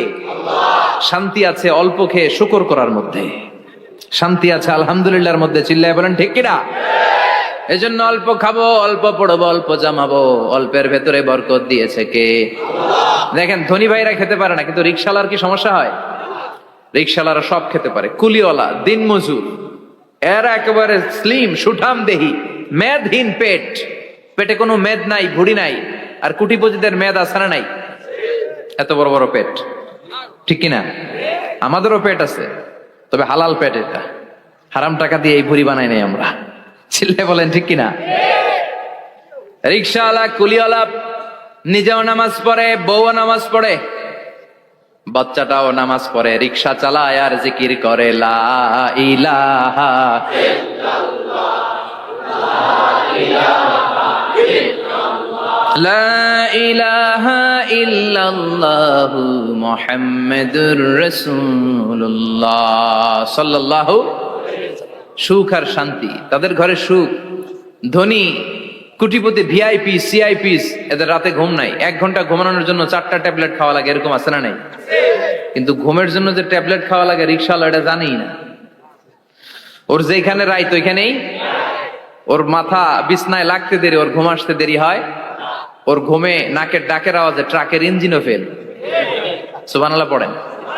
এজন্য অনেক বেশি সম্পদের পাহাড় করা লাগবে, এই চিন্তা যেন আমাদের মাথায় না আসে। চিল্লায় বলেন ঠিক কিনা? এজন্য রব্বুল আলামিন বলেন, আলহাকুমুত তাকাসুর হাত্তা যুরতুমুল মাকাবির। বেশি বেশি সম্পদ উপার্জনের আকাঙ্ক্ষা তোমাদেরকে আখিরাত থেকে গাফেল বানিয়েছে। এই গাফলতি কশিন কালেও তোমাদের কমবে না যতক্ষণ না তোমরা কবরে ঢুকবা। হাত্তা যুরতুমুল মাকাবের, মাকবারাতুনের প্লুরাল মাকাবের। যতক্ষণ না কবরে না ঢুকবা, কবরস্থান তোমার আবাসস্থল না হবে, ততক্ষণ পর্যন্ত এই চাই চাই মানসিকতা কমবে। মানুষের স্বভাব হলো আরো চাই, আরো চাই, আরো চাই করে ফকিরেরা। কারা? আল্লাহ গালি দিয়ে বললেন তোরা সব ফকিরনি। তোরা কি? ইয়া আইয়ুহান নাসু আনতুমুল ফুকারাউ ইলাল্লাহ ওয়াল্লাহু হুয়াল গনিয়ুল হামিদ। সুবহানাল্লাহ পড়েন। আল্লাহ ডেকে বললেন গোলাম আনতুমুল ফুকারা ইলাল্লাহ, তোমরা সবাই ফকির, ধনী হলো একজন, তিনি কে? আল্লাহ শুধু ধনী, আর মানুষের স্বভাব হচ্ছে আরো চাই, আরো চাই। ওর 2 তলা বিল্ডিং, আমার 3 তলা লাগবে। ওর 2টা গাড়ি আছে, আমার 3টা লাগবে। আছে না নাই? বিশ্বনবী বললেন কিয়ামতের আগ দিয়ে মানুষের মধ্যে আকাঙ্ক্ষায় প্রতিযোগিতা বেড়ে যাবে, প্রতিযোগিতামূলক টেন্ডেন্সি। কার চেয়ে কে বড় হতে পারে, কার চেয়ে কে বেশি টাকার পাহাড় বানাতে পারে। আছে না নাই? বিশ্বনবী বললেন ওয়া আনতারাল হুফাতাল উরাতাল আলাতা রিয়া আশ-শাইয়াতা তাওয়ালুনা ফিল বুনিয়ান। কিয়ামতের আগে এমন কিছু লোক যাদের গায়ে দেওয়ার মতো জামা ছিল না, পায়ে দেওয়ার মতো জুতা ছিল না, পেটে দেওয়ার মতো খাবার ছিল না, সমাজের কেউ তাদেরকে চিনতো না। হঠাৎ করে এই লোকগুলো ধনী হয়ে যাবে। And they will start to construct, they will compete to construct high rises building in the cities. শহরে গ্রামে এরা বড় বড় বিল্ডিং বানানো শুরু করবে। সরকার কাছাকাছি চলে আসছে। এই যে বিল্ডিং বানানোর প্রতিযোগিতা, কুমিল্লা শহরে আজ থেকে 20-25 বছর আগে 5 তলা 6 তলা একটা বিল্ডিং ছিল না, এখন 10 তলা 20 তলা। আছে না নাই? ঢাকায় আজ থেকে 20 বছর আগে 10 তলা বিল্ডিং খুঁজে পাইতেন আপনি? নাই। গোটা বিশ্বব্যাপী এখন টাওয়ার বানানোর প্রতিযোগিতা। বিশ্বনবী বললেন এদের কোনো টাকা ছিল না। পৃথিবীর সবচেয়ে বড় টাওয়ার এখন আরব দেশে, এদের কোনো টাকা ছিল না। আরব দেশের সৌদি আরব, কাতার, কুয়েত, বাহরাইন এখন স্বর্ণ আর তেলের খনি পেয়ে আল্লাহরে ভুলে যায়। এদের খাওয়ার মতো কিছু ছিল না। এদেরকে আমার দাদারে শুনতাম বলতো কাবলিওয়ালা বলতো। কি বলতো? এদেশে আসতো জায়নামাজ, তসবি ছড়া, খেজুর টেজুর বিক্রি করার জন্য। এরা জেলে পাড়ার লোক ছিল। আরব সাগরের তীরবর্তী এলাকার মানুষ, সাগরের মাছ মেরে এরা জীবন ধারণ করতো। আল্লাহ এদেরকে তেলের খনি দিলেন, গ্যাসের খনি দিলেন, এখন তারা বড় বড় টাওয়ার বানায়। আছে না নাই? বুর্জ আল খলিফা, কি উঁচা বিল্ডিং, 828 মিটার উঁচু। জেদ্দা আছে 1000 মিটার উঁচু কিংডম টাওয়ার। তাইওয়ানে আছে তাইপেডাং টাওয়ার 101 তলা। মালয়েশিয়া আছে পেট্রোনাস টুইন টাওয়ার 88 তলা। চায়নাতে আছে সাংহাই টাওয়ার, একটার পর একটা টাওয়ার। প্রতি বছর অ্যানাউন্স করতেছে যে ওদেরটা আছে আমাদেরটা বড় বানাবো। কাতার কয় ওরা বানাইলে আমরা পারবো না কেন, আমরা বানাবো আরো বড়। আছে না নাই? শাগালাত কুমুত তাকাসুর, এই যে আরো লাগবে, আরো বড় হতে হবে, এই টেন্ডেন্সি মানুষকে আখিরাত থেকে একেবারে গাফেল বানিয়ে দিয়েছে। চিল্লায় বলেন ঠিক কিনা? টাকার পাহাড় বানাতে চায়, দরকার থাকলেও চায়, না দরকার থাকলেও চায়। বর্তমান পৃথিবীর সবচেয়ে ধনী লোকটার নাম জানেন? কি নাম? হ্যাঁ, বিল গেটস। ওর যে কত টাকা ও নিজেও জানে না। ওর পকেট থেকে যদি $100 একটা বান্ডিল পড়ে যায়, এটা তুলতে ওর যত সময় লাগবে, ও না তুলে যদি হেঁটে যে আইডিয়া নিয়ে হাঁটতেছিল ওইটা নিয়ে হাঁটে, ওদিকে আরো বেশি ইনকাম হয়ে যাবে। এত টাকা তার, এটা তোলার সময় তো তার নাই। ওয়ারেন বাফেট নাম শুনছেন? হাজার হাজার কোটি ডলারের মালিক। Prince Walid bin Talal, Saudi ধনকুবের নাম শুনেছেন? ওর একটা বিমান আছে, প্রাইভেট জেট প্লেন। এই বিমানটার 70% মেড অফ গোল্ড। বিমানের 70% স্বর্ণ দিয়ে বানানো। গত কয়েক বছর আগে আমি ব্রুনাই গিয়েছিলাম। ব্রুনাইয়ের সুলতানের নাম হাসান আল বালখিয়া। উনি একটা প্যালেস আরবিতে বলে কাসার, মানে হচ্ছে রাজপ্রাসাদ। পৃথিবীর সবচাইতে বড় রাজপ্রাসাদ ব্রুনাইতে বান্দার সিটি বেগাওয়ানে অবস্থিত। আমি গিয়েছি ওখানে। প্রায় 1800 থেকে 2000 কক্ষ আছে ওই প্যালেসে, রাজপ্রাসাদে। ওই রাজপ্রাসাদের টয়লেটের কমোড গুলো মেড অফ গোল্ড, স্বর্ণ দিয়ে বানানো। নাউজুবিল্লাহ পড়বেন না? এই হাসান আল বালখিয়া নিজে বিমান চালায়। ওর সংগ্রহে 500টা রোলস রয়েস লাক্সারিয়াস কার আছে। 500 রোলস রয়েস। গুগল ইউটিউব যারা করেন সার্চ দিয়ে দেখবেন ওর কি পরিমাণে গাড়ি। রোলস রয়েস গাড়ি হচ্ছে one of the luxurious car in the world. Car ব্র্যান্ডের মধ্যে যত দামি কার ব্র্যান্ড আছে এর মধ্যে রোলস রয়েস একটা, যেগুলোর দাম কমসে কম এদেশের টাকায় 8 কোটি থেকে 10 কোটি টাকা। আচ্ছা বলেন, এই গাড়িগুলো যারা হাই প্রোফাইলের ভিআইপিস, তারা ফ্যামিলির সবাইকেও যদি একটা করে গাড়ি দেয়, একজনের কয়টা গাড়ি দরকার? 5টা, 10টা, 20টা? ধরলাম যে 20টা গাড়ি লাগবে ওনার। 500 গাড়ি দিয়ে উনি কি করবে? তার সংগ্রহে 500টা রোলস রয়েস। স্বর্ণেরও গাড়ি আছে, তার স্বর্ণের পালঙ্ক আছে, আমি দেখে এসেছি।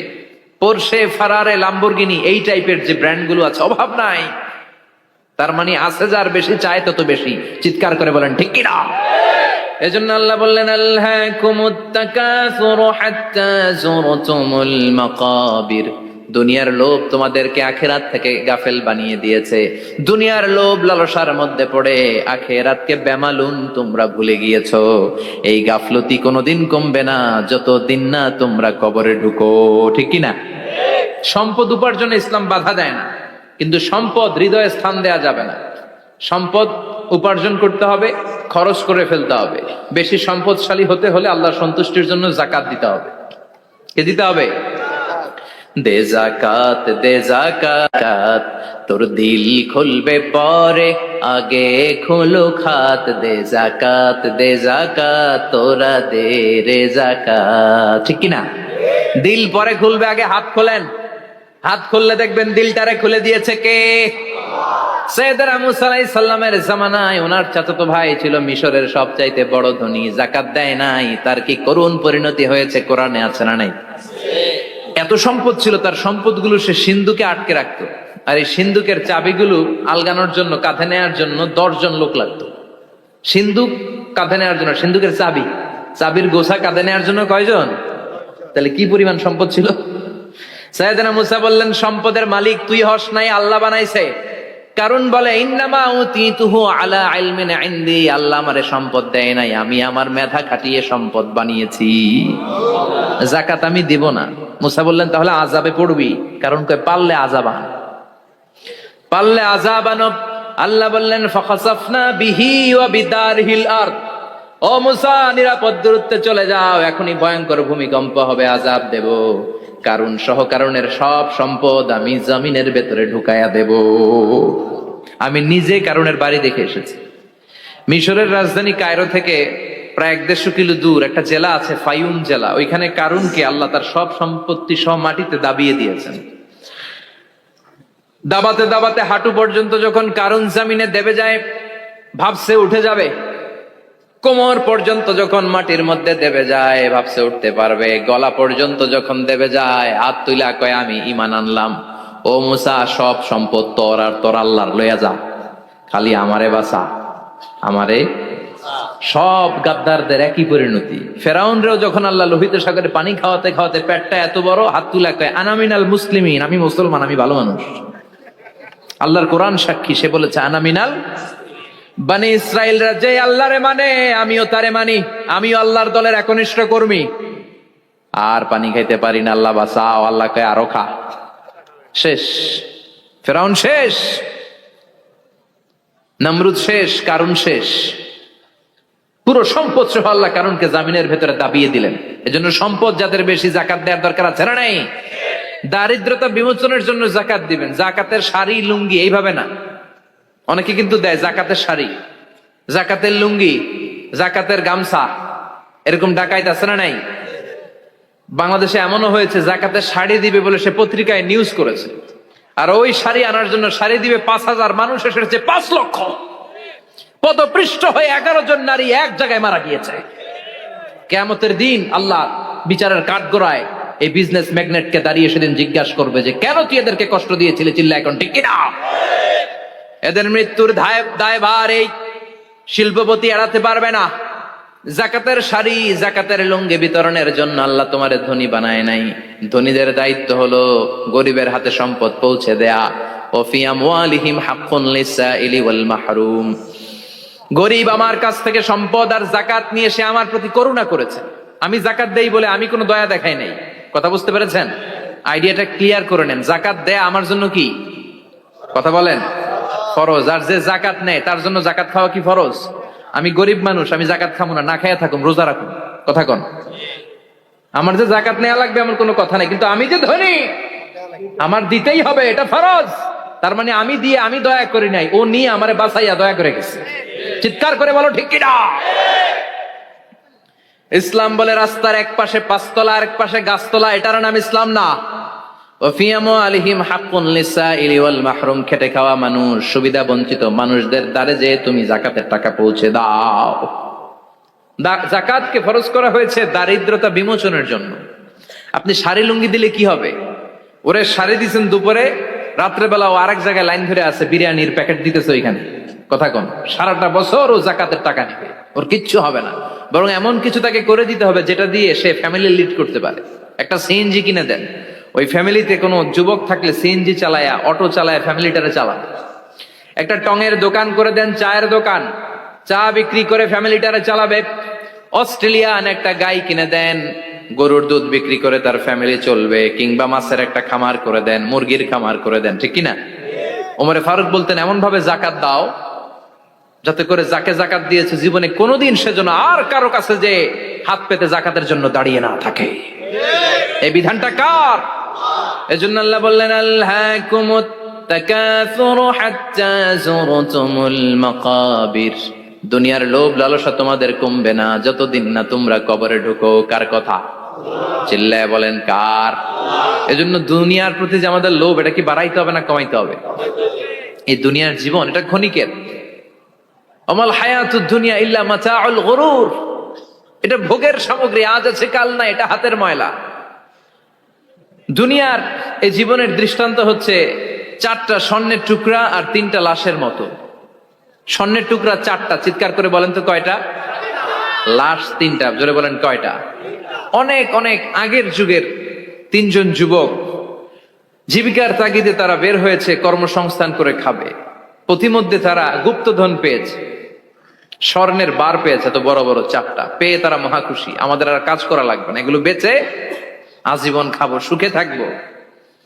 তো তিনজন মিলে বললো চারটা স্বর্ণের টুকরা তিনজনের মধ্যে ভাগ করে দেওয়ার আগে একজন এক কাজ কর, বাজার থেকে কিছু রুটি নিয়ে আয়, খুব ক্ষুধা লেগেছে, খেয়ে নেই। একজন রে রুটি আনতে পাঠিয়ে দুইজন মিলে ভাবে ওইটারে যদি মেরে ফেলতে পারি তাহলে তো তোর আর আমার মধ্যে কোনো ঝামেলা নাই। স্বর্ণের টুকরা কয়টা? তুই নিবি দুইটা, আমি নেব দুইটা। আর যেটারে রুটি আনতে পাঠাইছে ওইটা মনে মনে ভাবতেছে রুটির মধ্যে বিষ মিশাই নিয়ে যাব। কি মিশাবো? বিষ খাইয়া ওইটা শেষ, সবগুলো আমার। তো বিষ মিশায় নিয়ে আসছে, আর আগের পরিকল্পনা অনুযায়ী এই দুইজন মিলে তাকে নৃশংসভাবে হত্যা করেছে। হত্যার পরে কয় প্রচন্ড ক্ষুধা লাগছে, লো আগে খায়া লই। দুইজন মিলে বাজার থেকে আনা বিষ মাখানো রুটি খেয়ে ওই দুইটাও শেষ। স্বর্ণের জায়গায় স্বর্ণ পড়ে আছে, স্বর্ণগুলো নেয়ার মতো মানুষ আর নাই, ঠিক কিনা? এজন্য মানুষের এই চাহিদা কমবে না। বিষ্ণু বলেন লাউ আন্না লিকুল্লি ইবনে আদম ওয়াদিয়ান মিন যাহাব আহাব্বা আই ইয়াকুনা ইলাইহি ওয়াদিয়ান, আল্লাহ প্রত্যেককে, আমাদের প্রত্যেককে যদি একটা করে স্বর্ণের পাহাড়ের মালিক বানিয়ে দেয়। কয়টা করে পাহাড় দেখছেন কোনদিন? কই দেখছেন? চিটাং গেছিলেন? এই চট্টগ্রামে গেলে দেখা যায় কি পাহাড়। এই একটা পাহাড় স্বর্ণের, এক একটা স্বর্ণের পাহাড়ের মালিক যদি আমাদের এক একজনকে বানায় দেওয়া হয়, এরপর আমরা চাবো আরেকটা স্বর্ণের পাহাড়ের মালিক কেমন করে হওয়া যায়। আচ্ছা বলেন তো, একটা স্বর্ণের পাহাড় আমার 14 পুরুষ বিক্রি করে খাইলেও শেষ করতে পারবো এটা? তো আরেকটা কেন লাগবে আমার? ওয়ালাই আমলা আফাহু ইল্লা তুরাব, বিষ্ণু বলেন কবরের মাটি যতক্ষণ না তোর মুখে না ঢুকবে তোর এই চাওয়া চাওয়া খাই খাই স্বভাব বন্ধ হবে না। এজন্য আল্লাহ বললেন আলহাকুমুত তাকাসুরু হাত্তা যুরতুমুল মাকাবির, দুনিয়া তোমাদেরকে গাফেল বানিয়ে দিয়েছে, গাফলতি কমবে না যতদিন না কবরে ঢুকো। কবরে ঢুকা লাগবে, কবরে ঢুকা লাগবে না? কবরে আমাদেরকে যেতেই হবে, যেখানেই থাকেন। কবরের প্রশ্ন আছে না নাই? অনেকে বলে হুজুর বিমান হামলায় মারা গিয়েছে, বিমান জ্বলে পুড়ে ছাই হয়ে গিয়েছে, তার কবর কোথায়? তার আত্মাটা যেখানে আছে ওই জায়গায় প্রশ্ন আছে না নাই? অনেকে বলে হুজুর সাগরের মধ্যে পড়ে মারা গিয়েছে, তিমি মাছ খেয়ে ফেলেছে, তার কোনো অস্তিত্ব নাই, কিন্তু তার রুহুটা আছে না নাই? প্রতিটা রুহু সংরক্ষণ করে কে? প্রত্যেকটা আত্মা আল্লাহর কাছে সংরক্ষিত থাকে। প্রতিটা রুহু, প্রতিটা মানুষ মালাকুল মাউতকে দেখতে পায়। আপনিও দেখবেন, আমিও দেখব। মুমিনদের কাছে এসে মালাকুল মাউত একজন যুবকের বেশে সাদা ধবধবে জুব্বা পরে সুগন্ধি মেখে মুমূর্ষু ব্যক্তির শিওরে বসে বসে বলে ইয়া আইয়াতুহান নাফসুল মুতমাইন্না, হে প্রশান্ত আত্মা, উখরুজি ইলা মাগফিরাতুল্লাহি ওয়া রিদওয়ানি, আল্লাহর ক্ষমা আর দয়ার দিকে বের হয়ে আসো। বলা মাত্রই মুমিনের আত্মাটা স্মুথলি বের হয়ে আসে। কাফান মিন আকফানিল জান্নাহ, হানুত মিন হানুতিল জান্নাহ, জান্নাত থেকে আনা সুগন্ধি কাফনের মধ্যে পেঁচিয়ে তিনি রূহটাকে নিয়ে ইল্লিনে চলে যায়। সরাসরি দেখে মালাকুল মাউতকে। আর যারা ইসলাম বিরোধী, কোরআন বিরোধী, তাদের সামনে এসে মালাকুল মাউত ত্রাস সৃষ্টি করে। আগে ধমক। হাইওয়েতে মাঝে মাঝে ডাকাতি হয় না? বাসগুলোর মধ্যে যখন ডাকাতি হয়, বাসে থাকে 50 জন, ডাকাত ঢুকে 5 জন, এই 5 জনের ভয়ে সবগুলো পেশাব করে দেয়। কারণ ত্রাস সৃষ্টি করে। এসেই চাইনিজ কুড়াল দিয়ে আগে কুবায় দেয় 4-5 জনের। রক্ত দেখে কি দেওয়ার সব আগে রেডি করে রাখে। মালাকুল মাউত এসে কাফের, নাস্তিক, মুশরিকদের সামনে সেরকম একটা ত্রাস সৃষ্টি করে। ভয়ে লোকটা কাঁপতে থাকে। ওর কাছে ভদ্র ভাষায় কথা বলে না, সুন্দর জামা পরে আসে না, কালো কুচকুচে চেহারা, ভয়ঙ্কর একটা রূপ নিয়ে, আকৃতি নিয়ে ইসলাম বিরোধীদের মাথার সামনে আসে। দুর্গন্ধযুক্ত চেহারার দেহ নিয়ে ধমক দিয়ে বলে, ও পাপাত্তা, ইয়া আইয়াতুহান নাফসুল খাবিসা উখরুজি ইলা গাদাবিল্লাহ, হে পাপাত্তা, আল্লাহর রাগ, ক্রোধ আর গজবের দিকে বের হয়ে আয়। মুমিনের আত্মা বলার সাথে সাথে যেমনি মুমিনের দেহ থেকে বের হয়ে জান্নাতি কাফনের ভেতরে ঢুকে, কাফেরদের আত্মাও কি এরকম তাড়াতাড়ি বেরোতে চায় নাকি? কাফেরদের আত্মা বেরোতে চায় না। ডানে দৌড়, বায়ে দৌড়, সামনে দৌড়, পেছনে দৌড়, আহা, দৌড়াদৌড়ি করে। মালাকুল মাউত এটাকে টেনে হিচড়ে, একটা জীবিত ছাগলকে জবেহ না করে, জবাই না করে, তার চামড়া উল্টার দিকে টেনে হিচড়ে বের করলে ছাগলটা যত কষ্ট পায়, এর সে কম 70 গুণ বেশি কষ্ট দিয়ে কাফের, মুশরিক আর গাদ্দারদের রূহ কবজ করা হয়। আল্লাহ, এই পরিস্থিতি থেকে তুমি আমাদের বাঁচাও। মুমিনদের রূহ যেমনি কবজ হয়, ওইভাবে রূহ কবজের ব্যবস্থা করে দিও। ইমানের মৃত্যু নসিব করে দিও, শাহিদি মৃত্যু নসিব করে দিও। আমাকে শহীদ করে সেই মিছিলে শামিল করে নিও, যে মিছিলের নেতা মীর হামজা, খোবায়েবে খাব্বাব। আল্লাহর কাছে ছিল অতি প্রিয়, শামিল করে নিও। আমাকে শহীদ করে সেই মিছিলে শামিল করে নিও। পড়েন আমিন। আরো জোরে পড়েন আমিন। তার মানে বিমান দুর্ঘটনায় হোক, কিংবা লঞ্চ ডুবিতে হোক, কিংবা আগুনে পড়ে হোক, কিংবা আত্মঘাতী হামলায় হোক, যে যেখানেই মারা যায়, কবরের 3টা প্রশ্ন তার জন্য আছে না নাই? ইসলাম বিরোধীদের জন্য প্রশ্ন 3টা, আপনারা যারা মুমিন তাদের জন্য 4টা, আপনাদের জন্য একটা বেশি। আলহামদুলিল্লাহ কোন? কবরে এসে প্রথম প্রশ্ন করবে, মুনকার নাকির যখন চলে আসবে, 40 কদম যখন আত্মীয় স্বজনরা লাশটাকে কবরের মধ্যে দিয়ে 40 কদম চলে যায়, তখনই ফেরেশতা চলে আসে। আহা, শেষ, সব শেষ। এসেই পরীক্ষা শুরু। মার রব্বুক, তোর রবের নাম কি? চিল্লায় বলেন, আমাদের রবের নাম কি? আমরা বলবো রব্বি আল্লাহ, আল্লাহ আমারে রব।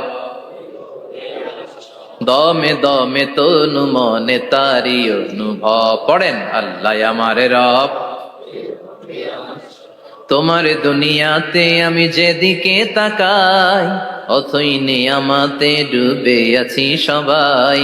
পাখ পাখালির গানে শুনি তসবিহ কল রব, তসবিহ কল রব। আল্লাহ আমারে রব। প্রথম প্রশ্ন, তোমার রব কে? আমরা বলবো আমাদের রব আল্লাহ। দ্বিতীয় প্রশ্ন, ওমা দীনু, তোমার ধর্মের নাম কি? আমরা কি বলবো? তৃতীয় প্রশ্ন, বিশ্বনবীর চেহারা দেখিয়ে বলা হবে, আতারিফু হাদার রাজুল, এই লোকটারে চিনো নাকি? আমরা বলবো চিনি, আমাদের প্রাণের নবী, ঠিক কিনা? চাঁদের চেয়ে সুন্দর তুমি নবী, আমার কামলিওয়ালা, দু জাহানের বাদশাহ তুমি, প্যারা নবী সাল্লে আলা। চাঁদের চেয়ে সুন্দর তুমি নবী, আমার কামলিওয়ালা, ঠিক কিনা? 3টা প্রশ্নের যথাযথ উত্তর যখন দিয়ে দিলেন, আপনার জন্য অতিরিক্ত আরেকটা প্রশ্ন করা হবে, ওয়ামা ইলমুক, তোমার নলেজ কি? 3টা প্রশ্নের উত্তর যে তুমি করতে পারলা, কিভাবে পারলা, কেমনে জানলা? নকল করে বলছো নাকি জেনে বুঝে আসছো? নকল হয় না? এখন তো পরীক্ষা চলতেছে বোধহয়। কি পরীক্ষা? এসএসসি পরীক্ষা। নকল হয়?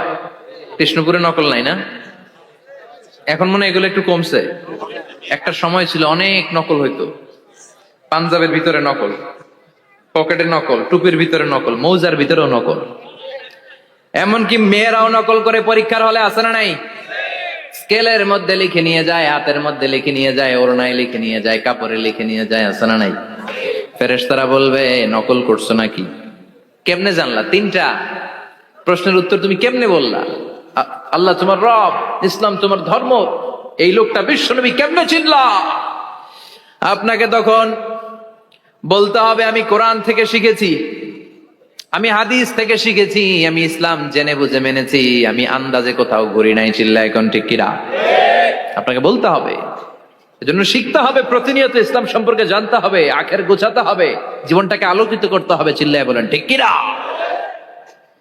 চারটা প্রশ্নই যখন হয়ে গেল, ফেরেশতারা বলবে আহলান ওয়া সাহলান ওয়া মারহাবান বিক, খোশামদেদ, কংগ্রেচুলেশন, খোশামদেদ, কংগ্রেচুলেশন, সব প্রশ্নের উত্তর তুমি পেরেছো।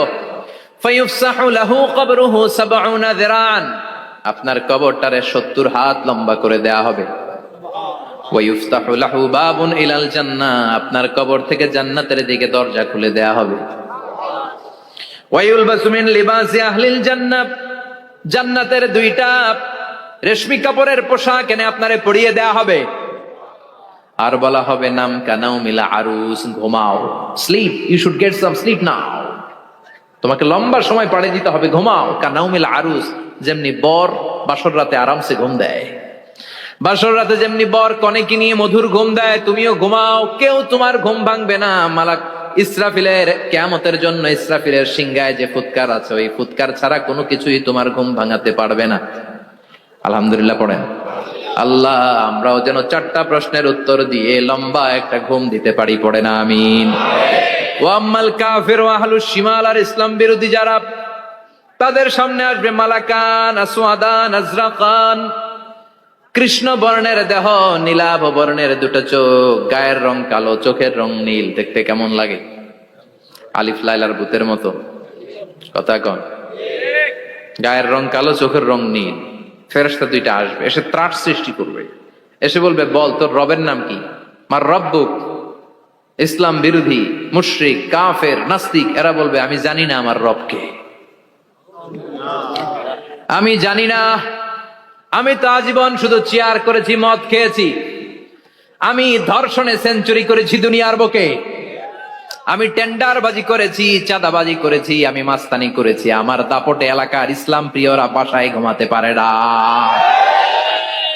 আমি ছিলাম টেন্ডারবাজ, আমি ছিলাম গডফাদার, সন্ত্রাসীদের লিডার, আমি ছিলাম ডন 1 2 3 সব,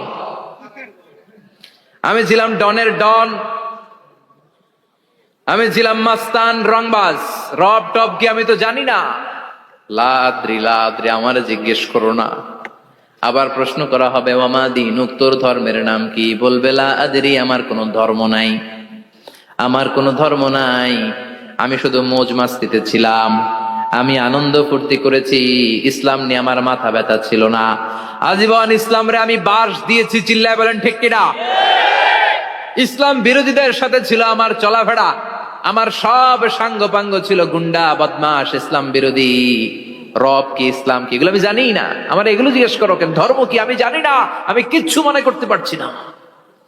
3 নাম্বার প্রশ্ন করা হবে আতারিফু হাদার রাজুল, দেখো তো এই লোকটারে চিনো কিনা? কয় না, চিনি না, তবে মনে হয় এই লোকটারে দুনিয়ার বুকে আমি গালি দিতাম, এই লোকটার বিরোধিতা করতাম, ব্লগের মধ্যে এই লোকটার ব্যাপারে কুৎসা রটনা করতাম, এই লোকটার কার্টুন বানিয়ে আমি হিংসা ছড়িয়ে দিতাম, এই লোকটার ব্যাপারে আমি এলাকার মধ্যে অপপ্রচার চালাতাম।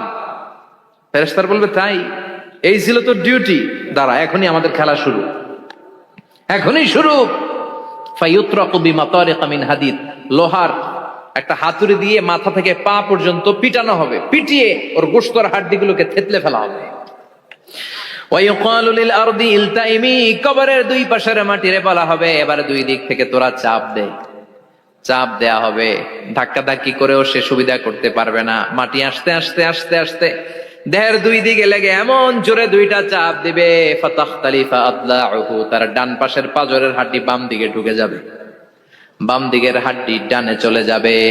বিশ্বনবী বললেন, এই হাতুড়ি দিয়ে পিটানোর শাস্তি, কবরের চাপ দেওয়ার শাস্তি চলতেই থাকবে হাত্তাল কিয়ামা, কিয়ামত পর্যন্ত। আল্লাহ এই কবরের শাস্তি থেকে আমাদের বাঁচাও। আমরা এই আযাব পেতে চাই না, আমরা যেন ঠিকভাবে কবরের 4টা প্রশ্নের উত্তর করে দিয়ে লম্বা ঘুম দিতে পারি। আল্লাহ তুমি তৌফিক দাও। এজন্য আল্লাহ বললেন, গোলাম দুনিয়া নিয়ে পাগল হয়ে থেকো না। এই দুনিয়ার জীবন আসল জীবন নয়, আসল জীবন হলো কবরের জীবন। জোরে বলেন ঠিক কিনা? এই জন্য মাঝে মাঝে কবরে যাবেন, কবরস্থানে দাঁড়িয়ে চিন্তা করবেন, এই জায়গায় আমারও আসতে হবে। দিন যাবে, রাত আসবে, বৃষ্টি হবে, শীত আসবে, কেউ আমার দেখতে আসবে না, একা থাকতে হবে। একা, বড় একা, অন্ধকার, বড়ই অন্ধকার। ওই কবরের জীবনের সামান গোছানোর দরকার আছে না নাই? ওই কবরের সুখে শান্তিতে থাকতে চাইলে নামাজ পড়ার দরকার আছে না নাই? কোরআন পড়ার দরকার আছে না নাই? ছেলে মেয়েগুলোরে মানুষের মতো মানুষ করার দরকার আছে না নাই? আবার বিশ্বনবী বললেন, মান ক্বালা লা ইলাহা ইল্লাল্লাহ সিদকান মিন কলবিহি দাখালাল জান্নাহ, অন্তর থেকে একনিষ্ঠতার সাথে একবার যে লা ইলাহা পড়বে, ওই লোকটা জান্নাতে প্রবেশ করবে। তার অপকর্মের কারণে, তার পাপের কারণে হয়তো সে পানিশমেন্ট পাবে জাহান্নামে, কিন্তু ফাইনালি সব শেষে সে জান্নাতে ঢুকবে, ঠিক কিনা? সাহিহ ইবনে হিব্বান আর মুস্তাদরাকে হাকামের এক বর্ণনা, মুসা আলাইহিস সালাম আল্লাহকে প্রশ্ন করলেন, ইয়া আল্লাহ আল্লিমনি কালিমাতান আযকুরু বিহা ওয়া আদউ বিহা, আল্লাহ আপনি আমারে একটা কালিমা শিখান, একটা জিকির শিখান, যে জিকিরটা দিয়ে শুধু আমি আপনার জিকির করব, এই জিকির কেউ জানবে না, শুধু জানবো আমি আর আপনি। সুবহানাল্লাহ পড়েন। আল্লাহ বললেন, ইয়া মুসা ইকরা লা ইলাহা ইল্লাল্লাহ, মুসা তুমি পড়ো লা ইলাহা। মুসা আলাইহিস সালাম বললেন, আল্লাহ বলছি এমন জিকির যেটা আমি আর আপনি ছাড়া কেউ জানবে না। লা ইলাহা এটা তো জাতীয় জিকির, এটা তো ইন্টারন্যাশনাল জিকির, এটা তো সবাই জানে। আমি তো চেয়েছিলাম এক্সক্লুসিভ একটা। আল্লাহ বললেন, মুসা লা ইলাহা ইল্লাল্লাহর চেয়ে শ্রেষ্ঠ জিকির আমার কাছে নাই। আমি আল্লাহর দেয়া সর্বশ্রেষ্ঠ জিকির হচ্ছে লা ইলাহা ইল্লাল্লাহ। লাউ তাদাউ লা ইলাহা ইল্লাল্লাহ ফি কাফফা ওয়াস সামাওয়াতু ওয়াল আরদু ফি কাফফা, ও মুসা সাত আকাশ সাত জমিন যদি দাঁড়িপাল্লার এক পাল্লায় রেখে দাও আর লা ইলাহা আরেক পাল্লায় রেখে দাও, লা রাজাহাত কাফফাতু লা ইলাহা ইল্লাল্লাহ, মুহূর্তেই লা ইলাহার পাল্লাটা ভারী হয়ে যাবে। এটা একটা বিপ্লবী বাণী, এটা ভিক্ষা করার বাণী নয়। জুমার নামাজের পরে 1 টাকা দিয়া যান, আমি গরিব ইনসান, আছে না নাই? আখিরাতে সওয়াব পাইবেন পাহাড়ের সমান। আর জিকির ধরে লা ইলাহা ইল্লাল্লাহ। অনেকে মনে করে এটা ভিক্ষা করার জিকির, কপাল পোড়া।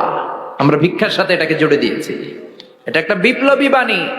এই বাণীর অর্থ, এটার ইম্পর্টেন্স, এটার সিগনিফিকেন্স আর তাৎপর্য যে বুঝে, সে আল্লাহ ছাড়া কারো সামনে মাথা নত করতে পারে না। চিল্লা এখন ঠিক কিনা? তাফসীর ফি জিলালিল কুরআনের রচয়িতা সৈয়দ কুতুব শাহিদ, নাম শুনছেন? গোটা বিশ্বব্যাপী তার নাম আর ডাক। তিনি ফি জিলালিল কুরআন লেখে গোটা বিশ্বের যুবকদের অন্তর কাঁপিয়ে দিয়েছিলেন। এই সমাজে তিনি জাহালাত দেখে এই জাহালাতের বিরুদ্ধে কলম ধরেছেন আর যুগশ্রেষ্ঠ তাফসীর রচনা করেছেন, তাফসীর ফি জিলালিল কুরআন। এটার অনেক ভাষায় ট্রান্সলেশন হয়েছে, বাংলায়ও পাওয়া যায়। খুব সম্ভব আল কোরআন একাডেমি লন্ডন এটা ট্রান্সলেট করেছে। তো উনি এই কালিমার পক্ষে থাকার কারণে, ইসলামী আন্দোলনের কারণে তৎকালীন প্রেসিডেন্ট জামাল আব্দুল নাসের ওনাকে ফাঁসি দেওয়ার আদেশ দিয়েছে, ফাঁসির কাস্টে ঝুলিয়ে মৃত্যুদণ্ডের অর্ডার করেছে। তো জেল কোডের নিয়ম অনুযায়ী যাদেরকে ফাঁসি দেয়া হবে, হ্যাঙ্গিং করা হবে, হ্যাঙ্গিং করার ঘন্টাখানিক আগে ওই কারা কর্তৃপক্ষ থেকে নিয়োগ দেয়া জেলখানার ইমাম সাহেব এসে তাদেরকে লা ইলাহা পড়ায়। কি পড়ায়? লা ইলাহা ইল্লাল্লাহ পড়ায়। তো সৈয়দ কুতুব শাহিদ উনিও যখন ওনাকে ফাঁসির কাজটা ঝুলানো হবে, ওই মুহূর্তে জেল কোডের নিয়ম অনুযায়ী ইমাম সাহেব এসে সৈয়দ কুতুব সাহিবকে বলতে আরম্ভ করলো যে, আমি আপনাকে কালিমা পড়াতে এসেছি, আপনি পড়েন লা ইলাহা ইল্লাল্লাহ। সৈয়দ কুতুব শাহিদ বললেন, আমারে কালিমা শিখাতে এসো না, আমি কালিমা খুব ভালো জানি। যেই কালিমা পড়ার, যে কালিমা তুমি ফাঁসির আসামিদেরকে পড়ানোর কারণে মান্থলি বেতন পাও, ওই কালিমার ব্যাখ্যা করার কারণে আমাকে ফাঁসির কাজটা ঝোলা লাগছে। তুমি কালিমা পড়াও, তুমি বেতন নাও, আর আমি কালিমার ব্যাখ্যা করার কারণে আমার ফাঁসি হয়, তার মানে তোর কালিমা আর আমার কালিমা এক কালিমা না। কালিমার মধ্যে পার্থক্য আছে না নাই? ইমানের মধ্যে পার্থক্য আছে না নাই? যে ইমান প্রয়োজনে জ্বলে ওঠে না, যে ইমান সত্য ন্যায়ের কথা বলে না, যে ইমান প্রয়োজনে জ্বলে ওঠে না, যে ইমান সত্য ন্যায়ের কথা বলে না, যে নাই, যে ইমান অন্তরে নাই মুখে শুধু ফাঁকা বলি, কি করে তারে বলো ইমান বলি, কি করে তারে বলো ইমানে বলি, কি করে তারে বলো ইমানে বলি, ঠিক কিনা? যে ইমান দিন কায়েমের আন্দোলনের ধার ধারে না, যে ইমান লেবাসধারী কোরআন হাদিস তাও পড়ে না, যে ইমান খাজার নামে মাজার গড়ে ফুলুস কামায়, যে ইমান শিরকিয়াতের আমল করে ভীত না হয়, যে ইমান ইমানে ভুলে নাস্তিকতার মঞ্চে ওঠে, যে ইমান বাতিল মতের দোসরে হয়ে ফায়দা লুটে, যে ইমান শুধুই কেবল খায় দায় আনন্দ করে, যে ইমান দেখে না যে আরাকানে ভাইরা মরে, যে ইমান ময়দানে নাই, যে ইমানে বাস্তবে নাই মুখে শুধু ফাঁকা বলি, কি করে তারে বলো ইমানে বলি, কি করে তারে বলো ইমানে বলি, কি করে তারে বলো ইমানে বলি, চিল্লায় বলেন ঠিক কিনা? ইমানে ইমানে পার্থক্য আছে, কালেমায় কালেমায় পার্থক্য আছে। ওই কারা কর্তৃপক্ষের নিয়োগ করা ইমাম সাহেবের লা ইলাহা ইল্লাল্লাহ আর তাফসির ফি জিলালিল কোরআনের রচয়িতা সৈয়দ কুতুব শহীদের লা ইলাহা এক কালিমা নয়, এক লা ইলাহা নয়, চিল্লায় এখন ঠিক কিনা? পার্থক্য আছে, আলাদা। এজন্য আসল লা ইলাহার অনুসারী হতে হবে। লা ইলাহার ধারক এবং বাহকরা হচ্ছে সত্য এবং ন্যায়ের পক্ষে। যত বিপদ আসে, যত আপদ আসে, যত ঝুঁকি আসে, পাহাড় সম ঝুঁকিকে ডিঙ্গিয়ে তারা লা ইলাহার কালেমার পতাকাকে উড়িয়ে দেয়, চিল্লায় বলেন ঠিক কিনা? এজন্য ইমানে ইমানে পার্থক্য আছে। আমরা যেন আসল ইমানদার হতে পারি, আল্লাহ তৌফিক দাও। আরো জোরে পড়েন আমিন। আমরা সব সময় যেন আল্লাহর জিকির দিয়ে হৃদয়টাকে সিক্ত রাখতে পারি, তুমি তৌফিক দাও। বিশ্বনবী বলেছেন লা ইয়াজালু লিসানুকা রাতবান মিন যিকরিল্লাহ, তোমার জিহ্বাটা যেন আল্লাহর জিকিরে সব সময় ভিজা থাকে। কি থাকে? সব সময় যেন পড়ি সুবহানাল্লাহ, আলহামদুলিল্লাহ, লা ইলাহা ইল্লাল্লাহ। সব সময় যেন আমরা পড়ি আল্লাহু আকবার। বিশ্বনবী বললেন আহাব্বুল কালাম ইলাল্লাহি আরবা। খেয়াল রাখবেন, আল্লাহর কাছে সবচেয়ে প্রিয় কথা চারটা। কয়টা? আহাব্বুল কালামি ইলাল্লাহি আরবা। আল্লাহর কাছে সবচাইতে প্রিয় কালাম হচ্ছে চারটা। লা ইয়াদুররুকা বিআইয়িহিন্না বাদাআতা। এই চারটার কোনটা দিয়ে শুরু করবে এটা তোমার ব্যাপার, আগে পরে করলেও কোনো সমস্যা নাই। চারটার একটা হচ্ছে সুবহানাল্লাহ, আরেকটা হচ্ছে আলহামদুলিল্লাহ, আরেকটা হচ্ছে লা ইলাহা ইল্লাল্লাহ, আরেকটা হচ্ছে আল্লাহু আকবার। এজন্য সব সময় আল্লাহর জিকির করতে রাজি আছেন তো? আল্লাহরে ডাকতে রাজি আছেন? ফাযকুরুনি ওয়াশকুরুলি। আল্লাহ বলেন যদি আমার জিকির করো আমিও তোমাদের জিকির করি, যদি আমার স্মরণ করো আমিও তোমাদের স্মরণ করি। আবার বিশ্বনবী বললেন, আল্লাহ ঘোষণা দেন ফাইন যাকারানি ফি নাফসি যাকারতুহু ফি নাফসি। আমার বান্দা যদি একা একা আমার জিকির করে আমিও আমার বান্দাকে একা একা স্মরণ করি। ওয়া ইন যাকারানি ফি মালাইন যাকারতুহু ফি মালাইন খায়রিম মিনহু। আর মহা সম্মেলনে যদি বান্দা আমারে স্মরণ করে আমি এর চাইতো শ্রেষ্ঠ মহা সম্মেলন ফেরেশতাদেরকে নিয়ে আমার বান্দাকে স্মরণ করি। ওয়া ইন তাকাররাবা ইলাইয়া শিবরান তাকাররাবতু ইলাইহি যিরাআন। আমার বান্দা যদি আমার দিকে 1 বিঘত আসতে চায় আমি আমার বান্দার দিকে 1 হাত এগিয়ে যাই। আমার বান্দা যদি আমার দিকে 1 হাত আসতে চায় আমি আমার বান্দার দিকে 2 হাত চলে যাই। ওয়া ইন আতানি ইয়ামশি আতাইতুহু হারওয়ালা। আর আমার বান্দা যদি আমার কাছে হেঁটে হেঁটে আসতে চায় আমি আমার গোলামের দিকে দৌড়ে দৌড়ে যাই। ওই আল্লাহরে ভুলে গিয়ে আমরা মাজারে যে সেজদা দেই, কপাল পোড়া। আছে না নাই? দোদেল বান্দা কালমা চোর, না পায় শ্মশান না পায় ঘোর, দিন থাকিতে আয়রে পথে ছাইড়া দে ভণ্ডামি, ভণ্ডামি ভণ্ডামি ভণ্ডামি, ছাইড়া দে ভণ্ডামি। ঠিক কি না? এই ভণ্ডামির সাথে আমাদের সম্পর্ক আছে? মাজার পূজার সাথে ইসলামের কোনো সম্পর্ক আছে? নামাজ কালাম পড়ে না, ইবলিশ শয়তানের নানা। আছে না নাই? এলাকায় মনে হয় নাই, অনেক জায়গায় আছে দেখবেন, লাল সালু দিয়া উঁচু করা। সাইয়েদনা আলীকে মদিনায় বিশ্বনবী পাঠালেন আর বললেন, যত উঁচু মাজার দেখো ভেঙে মাটির সাথে গুড়িয়ে দাও। কবরস্থান উঁচু হবে না, কবর হবে সমান। এটাকে সেফটি দেওয়ার জন্য, সিকিউরিটি দেওয়ার জন্য আপনি চারদিকে সিম্পল বেড়া বা দেয়াল দিতে পারেন, যাতে গরু ছাগল যে এই কবরের অসম্মান না করে। আমরা আশরাফুল মাখলুকাত, আমরা বেঁচে থাকলেও যেমনি সম্মান আছে আমাদের, মরে গেলেও সম্মান আছে না নাই? আল্লাহ বললেন, ওয়ালাকাদ কাররামনা বানি আদম, আমি বনি আদমের সম্মান বাড়িয়ে দিয়েছি। জীবিত অবস্থায় যেমনি সম্মান, মরে গেলেও সম্মান। ঠিক কিনা? বিশ্বনবী দেখলেন একটা লাশ যাচ্ছে, লাশ দেখে নবী দাঁড়িয়ে গেলেন। সাহাবারা বললেন, ইয়া রাসূলুল্লাহ ইন্নাহু ইয়াহুদি, এটা ইহুদির লাশ। দাঁড়ালেন কেন? বসেন। বিশ্বনবী বললেন, আওয়ালাইসাত নাফসান, এটা কি মানুষ না? এটা হোক না ইহুদি, হোক খ্রিস্টান, হোক নাস্তিক, এটা তো মানুষ। আমি তো মানুষকে সম্মান দিয়েছি। I have dignified the status of the sons of Adam. আমি বনি আদমের সম্মানকে বাড়িয়ে দিয়েছি। সবার উপরে মানুষ সত্য, তাহার উপরে নাই। এজন্য কবরকে সিকিউরিটি দিতে হবে, কিন্তু গম্বুজ বানানো যাবে? লাল সালু দেয়া যাবে? মাজারে আগরবাতি দেয়া যাবে? মোমবাতি, মশারি, অনেক মাজারের উপরে লম্বা মশারি টাঙানো আছে না নাই? ওর বাবারে মশাই কামড়ায়, কত বড় ডাকাত। তো মশাই যদি নিচ থেকে তাড়াইতে না পারে, ও তোমারে কি করবে? কথা বলেন। মশা তাড়াতে পারে না নিজের গা থেকে, তোমারে কি বাঁচাবে? দেখবেন যে লোকটা মাজারে মশারি দেয়, ওর বাবার ডেঙ্গু জ্বর, ওর বাপেরে মশাই খায়, ওর মারে মশাই খায়। গোটা বিশ্বের সবগুলো আল্লাহর ওলি যদি একটা গ্লাসের পানিতে ফু দেয়, আর আপনার মা যদি আপনার মাথার মধ্যে হাত বুলিয়ে দেয়, আপনার মা যদি আপনার বুকে একটা ফু দিয়ে দেয়, সব পীর সাহেব একদিকে, মায়ের দোয়া আরেকদিকে। মায়ের দোয়া মুহূর্তে আবার আল্লাহর আরশে পৌঁছে যাবে। এজন্য বিশ্বনবী বলতেন, সালাসু দাওয়াতিন মুস্তাজাবা, তিনটা দোয়া আল্লাহ কবুল ফিরিয়ে দেন না। এক নম্বরে হচ্ছে দাওয়াতুল মুসাফির, সফর অবস্থায় দোয়া করলে কবুল করে কে? দুই নম্বরে দাওয়াতুল মাজলুম, অত্যাচারিত ব্যক্তির দোয়া কবুল করে কে? তিন নম্বরে দাওয়াতুল ওয়ালিদাইনি লিওয়ালাদিহি, মা বাবা যখন হাত তুলে ছেলে মেয়েদের জন্য আল্লাহর কাছে দোয়া করে, ওই দোয়াটাও কবুল করে কে?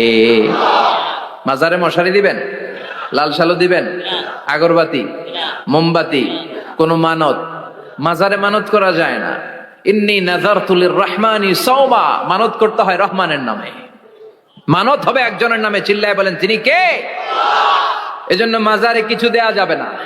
এই ভণ্ডামি গোটা বাংলাদেশ ব্যাপী। আমরা বলে যাচ্ছি, যতটুকু শুধরানোর শুধরাবে। হেদায়েত দেওয়ার মালিক একজন। চিল্লায় বলেন, তিনি কে? অনেক পীর আছে এরকম ভণ্ড পীর, সারা বছরে নাকি একবারও গোসল করে না। 365 দিনে ওর গোসলের রুটিন একদিন, আর ওই একদিনের গোসলের পানি মুরিদরা সব খাইয়া শেষ করে ফেলায়। নাউজুবিল্লাহ কইবেন না? নামাজ কালাম পড়ে না, ইবলিশ শয়তানের নানা, ধর্মের একখান খুঁটি ধইরা কয়দিন করবা হয়রানি। ভণ্ডামি ভণ্ডামি ভণ্ডামি, ছাইড়া দে ভণ্ডামি। দোদেল বান্দা কালমা চোর, না পায় শ্মশান না পায় ঘোর, দিন থাকিতে আয়রে পথে ছাইড়া দে ভণ্ডামি। ভণ্ডামি ভণ্ডামি ভণ্ডামি, ছাইড়া দে ভণ্ডামি। চিল্লায় বলেন ঠিক কিনা? এগুলোর সাথে আমাদের কোনো সম্পর্ক নেই। ইসলাম হচ্ছে সহজ। আদ-দীনু ইউসরুন লা উসরা ফি, আদ-দীনু ইউসর, দিন সহজ। এত জনের কাছে যাওয়া লাগবে না। আপনি ওই জেলায় যে ওই মাজারে মানত করা লাগবে না, আপনার সিলেটে যাওয়া লাগবে না, আপনার খানজান আলীর কাছে যাওয়া লাগবে না, আপনার কোথাও যাওয়া লাগবে না। আপনি বাড়ির পাশের মসজিদে পড়ে সেজদা দেন, মুহূর্তে দোয়া কবুল করে নিবে কে? রব্বুল আলামিন বলে, গোলাম আমারে ডাকস না কেন? তোর ডাকে সাড়া দেওয়ার জন্য আমি 24 আওয়ার্স রেডি। দুনিয়ার বুকে কোনো বিষয় নিয়ে যদি আমরা বারবার যাই, দুনিয়াতে লোকজন রেগে যায়, ঠিক কিনা? আমি ওনার কাছে গেলাম, ভাই আজকে একটা বিপদে পড়ছি, 500 টাকা দেন। দিয়ে দিল। এরপরের দিন আবার গেলাম, দিল। পরশু দিল, তরশু গেলে শেষা দিয়ে দিবে, একটা মাইট দিয়ে দিবে, ঠিক কিনা? কি পাইছো তুমি? প্রতিদিন 500 টাকা। বারবার কোন একটা ইস্যু নিয়ে কারো কাছে যাওয়া যায় না, এটা লজ্জার বিষয়, ঠিক কিনা? কিন্তু আল্লাহর বিষয়টা উল্টো।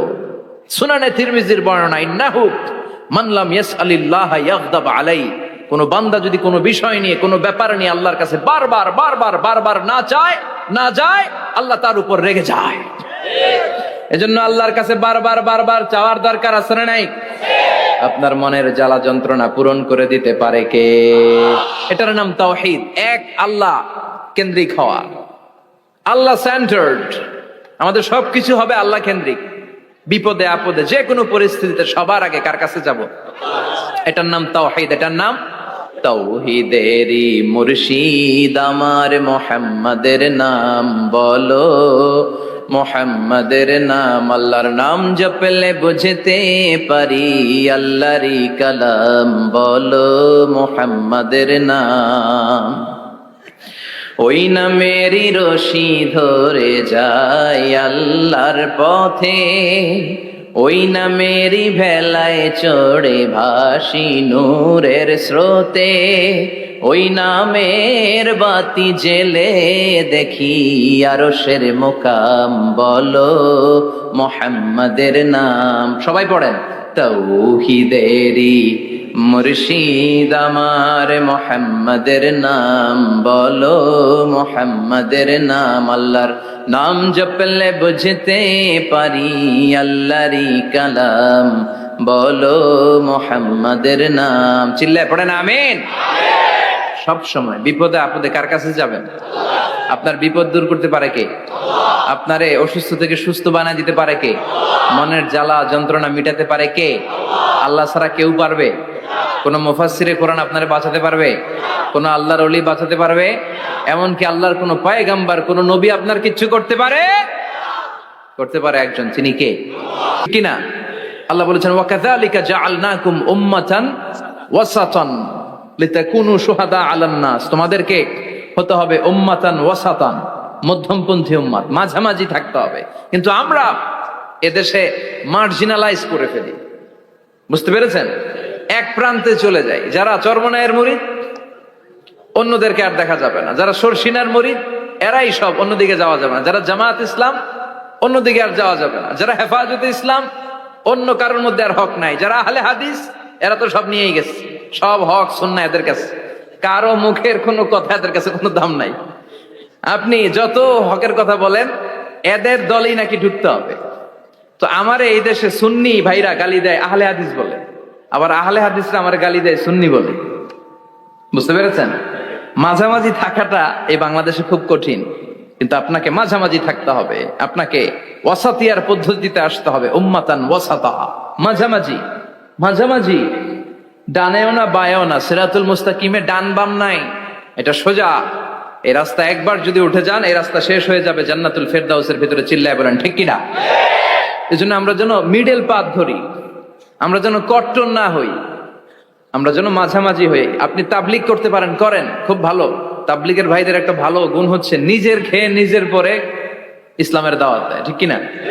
নিজের টাকা ভেঙে দাওয়াত দিচ্ছে, তো তাদের কারণে অনেকে কালিমা শিখছে, অনেকে নামাজ শিখছে, তাদেরও কন্ট্রিবিউশন আছে না নাই? তো যারা তাবলিগ করেন, আপনি মনে করবেন না যে সব হক, সব সত্য, শুধু আপনি হকের ডিলার, এটা মনে করবেন না। সব সত্য হক এটা আপনার বাবার দাদার সম্পত্তি, এটা মনে করবেন না। সব দলের মধ্যে হক থাকতে পারে, বরং সব দলের ভালো ভালো জিনিসগুলো নিয়ে নিজেকে সাজানো দরকার। কথা বলেন? জামাত ইসলামের মতো, হেফাজতে ইসলামের মতো আন্দোলনের স্পিরিট থাকতে হবে। চিল্লা এখন ঠিক কিনা? আমার সুন্নি ভাইদের মতো নবীর প্রেম অন্তরে থাকতে হবে। চিল্লা এখন ঠিক কিনা? তাবলিগের ভাইদের মতো হৃদয়ে ইখলাস থাকতে হবে। এই সবগুলোর সমন্বয় হচ্ছে ইসলাম, সবগুলোর সমন্বয় ইসলাম। এজন্য কখনো মনে করবেন না যে আমি একদল করি তার মানে অন্য সব দল মনে হয় বাতিল, ওগুলো মনে হয় মুসলমান না, ওগুলো আমার চোখেই ধরে না। এটা ঠিক না, এটা ইহুদিদের স্বভাব। ইহুদিরা শুধুমাত্র হকের ডিলার মনে করতো নিজেদেরকে, ইহুদি ছাড়া বাকি কাউরে ওরা চোখে দেখতে পারতো না। এজন্য আমরা কি কট্টরপন্থী হব না মধ্যমপন্থী? চিল্লায় বলেন, কট্টরপন্থী না মধ্যমপন্থী? আল্লাহ আমারে যতদিন বাঁচিয়ে রাখা, আমি মধ্যম পন্থার কথা বলেই যাব। Up to my death, it's my mission, it's my vision. এটাই আমার লক্ষ্য, যে মধ্যম পন্থার ইসলামকে প্রমোট করা, যেটা বিশ্বনবীর ইসলাম, যেটা মদিনার ইসলাম, যেটার মধ্যে বাড়াবাড়ি নাই, ছাড়াছাড়ি নাই, ঠিক কিনা? আল্লাহ তুমি আমাদেরকে বুঝার তৌফিক দান করো। সূরার নাম হচ্ছে সূরাতুত তাকাসুর। চিল্লায় বলেন কি নাম? এই সূরার সেন্ট্রাল সাবজেক্ট ম্যাটার হচ্ছে we have to go back to our Lord. আমাদেরকে ফিরে যেতে হবে আমাদের রবের কাছে। আমরা কেউ আজীবন থাকতে আসি নাই। থাকতে পারবো আজীবন? দাদা চলে গেল, বাবা চলে গেল, মা চলে গেল, মামা চলে গেল, খালু চলে গেল, এরপর আমাদের টনক নড়ে না, তাই না? পাগল পাড়া হয়ে আছে এই পৃথিবীর জন্য। মরতে যে হবে এটা ভাববার সময়টুকু আমাদের নেই। আমরা ব্যস্ত আমাদের ক্যারিয়ার নিয়ে, আমাদের লাইফ নিয়ে, আমাদের সমাজ নিয়ে, আমাদের ফ্যামিলি নিয়ে, আমাদের সন্তান আর সম্পদ নিয়ে আমরা super busy. We are leading a very super busy life. We don't have even a single time to think about death. মৃত্যু নিয়ে ভাবার একটা মুহূর্ত আমাদের নাই। কিন্তু পৃথিবীর সবচাইতে সুনিশ্চিত বিষয় হচ্ছে মৃত্যু, ঠিক কিনা? The most certain thing in our life is death. আমাদের জীবনের সবচাইতে সুনিশ্চিত বিষয় হচ্ছে মরণ। মরবই আমরা। And the most uncertain thing in our life is the time of death. আর আমাদের জীবনের সবচেয়ে অনিশ্চিত বিষয় হচ্ছে মৃত্যুর সময়। আমরা জানি না। মরবো যে এটা জানি, জানেন না? কিন্তু কখন মরবো এটা জানি? এই সূরাটা আপনারে এই জিনিসটা জানান দিতে এসেছে যে দুনিয়ার সম্পদ, লোভ, লালসা এগুলো নিয়ে পড়ে থেকো না। এই যে আমাদের ফ্যামিলি, আমাদের বাচ্চা কাচ্চা, আমাদের এত টাকা পয়সার হিসেব, মাস শেষে বাড়ি ভাড়া, গ্যাসের বিল, এইটা সেটা, আপনি কি মনে করছেন যে আপনি চলে গেলে এগুলো থেমে থাকবে? কিছুই থেমে থাকবে না, সব চলবে আগের মতো, থাকবেন না আপনি। এজন্য শাহাদাত ফয়সাল ওনার ফেসবুকে সর্বশেষে লিখে গিয়েছিল, আমি হীন দুনিয়া, মানে এমন দুনিয়া যেটাতে আমি নাই, সব চলে। সকাল গড়িয়ে বিকেল হয়, শীত শেষে গ্রীষ্ম আসে, দিন শেষে রাত নামে, সব চলে, নাই শুধু আমি। চিল্লায় বলেন ঠিক কিনা? তো এজন্য এগুলি একটু ভাবেন। অনেক ব্যস্ত আমরা। এই দুনিয়ার পুরো জীবনটা এটা হচ্ছে লালসাময় একটা জীবন। লোভ, মরিচিকা, মায়াজাল, এই মায়াজালে আমরা আটকে আছি। ফলে মৃত্যুর কথা আমরা ভুলে গিয়েছি। পাগলের মতো ছুটছি, আরো টাকা লাগবে, আরো খ্যাতি লাগবে, আরো যশ লাগবে, আরো দাপট লাগবে আমার। এত টাকা দিয়ে কি হবে? এত সম্পদ দিয়ে কি হবে? এত ব্যস্ততা দিয়ে কি হবে তোমার? স্টপ, থামুন, অনেক হয়েছে, আন্না, থামুন। Take a rest, take a breath and think about death. Think that you have to go back to your Lord. একটু বসেন না, একটু ভাবেন যে আমাকে চলে যেতে হবে, চলে যেতে হবে। এই কোলাহল, এই ব্যস্ততা এগুলো থাকবে, থাকবো না আমি। সাইয়েদনা ওমর ফারুক বলেছেন, মুতু ক্বাবলা আন তামুতু, মরার আগে একবার মরো। হাসিবু ক্বাবলা আন তুহাসাবু আলাইকুম, তোমার হিসাব নেওয়ার আগে তুমি একবার নিজের হিসাবটা করো না। কাগজ বের করে একটু লিখো না কি কি ভালো কাজ করছিলা, যেগুলো দিয়ে নাজাতের ওয়াসিলা হতে পারে, 1 2 3, আর কি কি আকাম কুকাম করছো দেখো না, লিখে দেখো তোমার অবস্থাটা কি। মরার আগে একবার মরো। মরার আগে খাটের মধ্যে শুয়ে শটান করে চোখ বন্ধ করে একবার মরার ভান করে দেখেন কেমন লাগে। চোখটা বন্ধ করেন আর ভাবেন আপনি নাই, কি কি হতে পারে ভাবেন। আপনার ছেলে মেয়েরা কান্না জুড়ে দিবে, আপনার প্রাণের স্ত্রী বিলাপ শুরু করে দিবে, বন্ধু বান্ধবের চিৎকার আর মাতম, স্থানীয় এলাকার মসজিদে ঘোষণা, অমুক এলাকার নিবাসী অমুক ভাই অমুকের ছেলে অমুক দুনিয়ায় নাই। সব আত্মীয়রা চলে আসবে, ফেসবুকে স্ট্যাটাস দেয়া হবে, সবাই সবাইকে জানাবে বিকাল 4টায় অমুক হাই স্কুল ময়দানে আপনার জানাজা। ছুটে আসবে, সবাই ছুটে আসবে আপনাকে শেষ বিদায় দিতে, গুড বাই জানানোর জন্য, আল ওয়াদা, বিদায় জানাতে আসবে সবাই। 4 তাকবীর দিয়ে আপনার জানাজা হবে, অশ্রুসিক্ত জানাজায় আপনার বিদায় হবে। কাঠের খাটিয়ার মধ্যে করে কাঁধে তুলে আপনার কবরে নেওয়া হবে। আগে থেকে খুঁড়ে রাখা কবরটার মধ্যে আপনারে বিছিয়ে দেয়া হবে। বাঁশের কচি দিয়ে তার উপরে মাটির চাপা দিয়ে সব চলে যাবে। ভাবেন না একবার চোখ বন্ধ করে, this is the circle of life, this is the nature of life. এটা সবার হবে, আমার হবে, আপনার হবে। এত মায়া, এত ভালোবাসা কই যাবে? কেউ থাকবে না। সবাই আপনার অন্ধকার কবরে রেখে দিয়ে চলে আসবে। উপরে বাঁশের কঞ্চি, তার উপরে মাটির চাপা, অন্ধকার আর অন্ধকার, এই অন্ধকার যেন শেষ হতে চায় না, শুধুই অন্ধকার, ঠিক কিনা? এজন্য আমাদের চলে যেতে হবে। দাদা গেল, চাচা গেল, মামা গেল, আমাদেরকেও যেতে হবে, জোরে কোন ঠিক কিনা? একদিন মাটির ভেতরে হবে ঘর রে মন আমার, কেন বান্ধ দালান ঘর, প্রাণ পাখি উড়ে যাবে পিঞ্জর ছেড়ে,